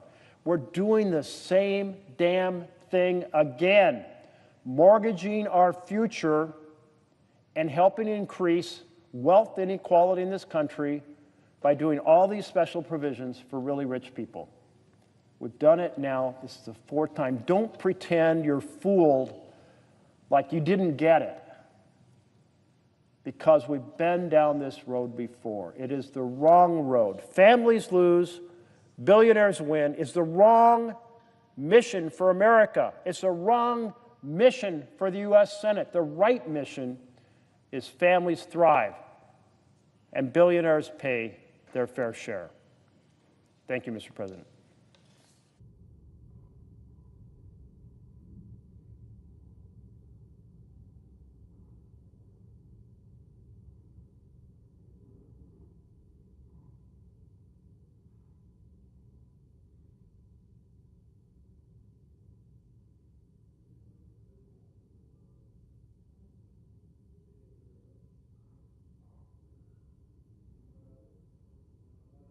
I recognize the senator from Oregon. The clerk will call the roll. Ms. Also Brooks.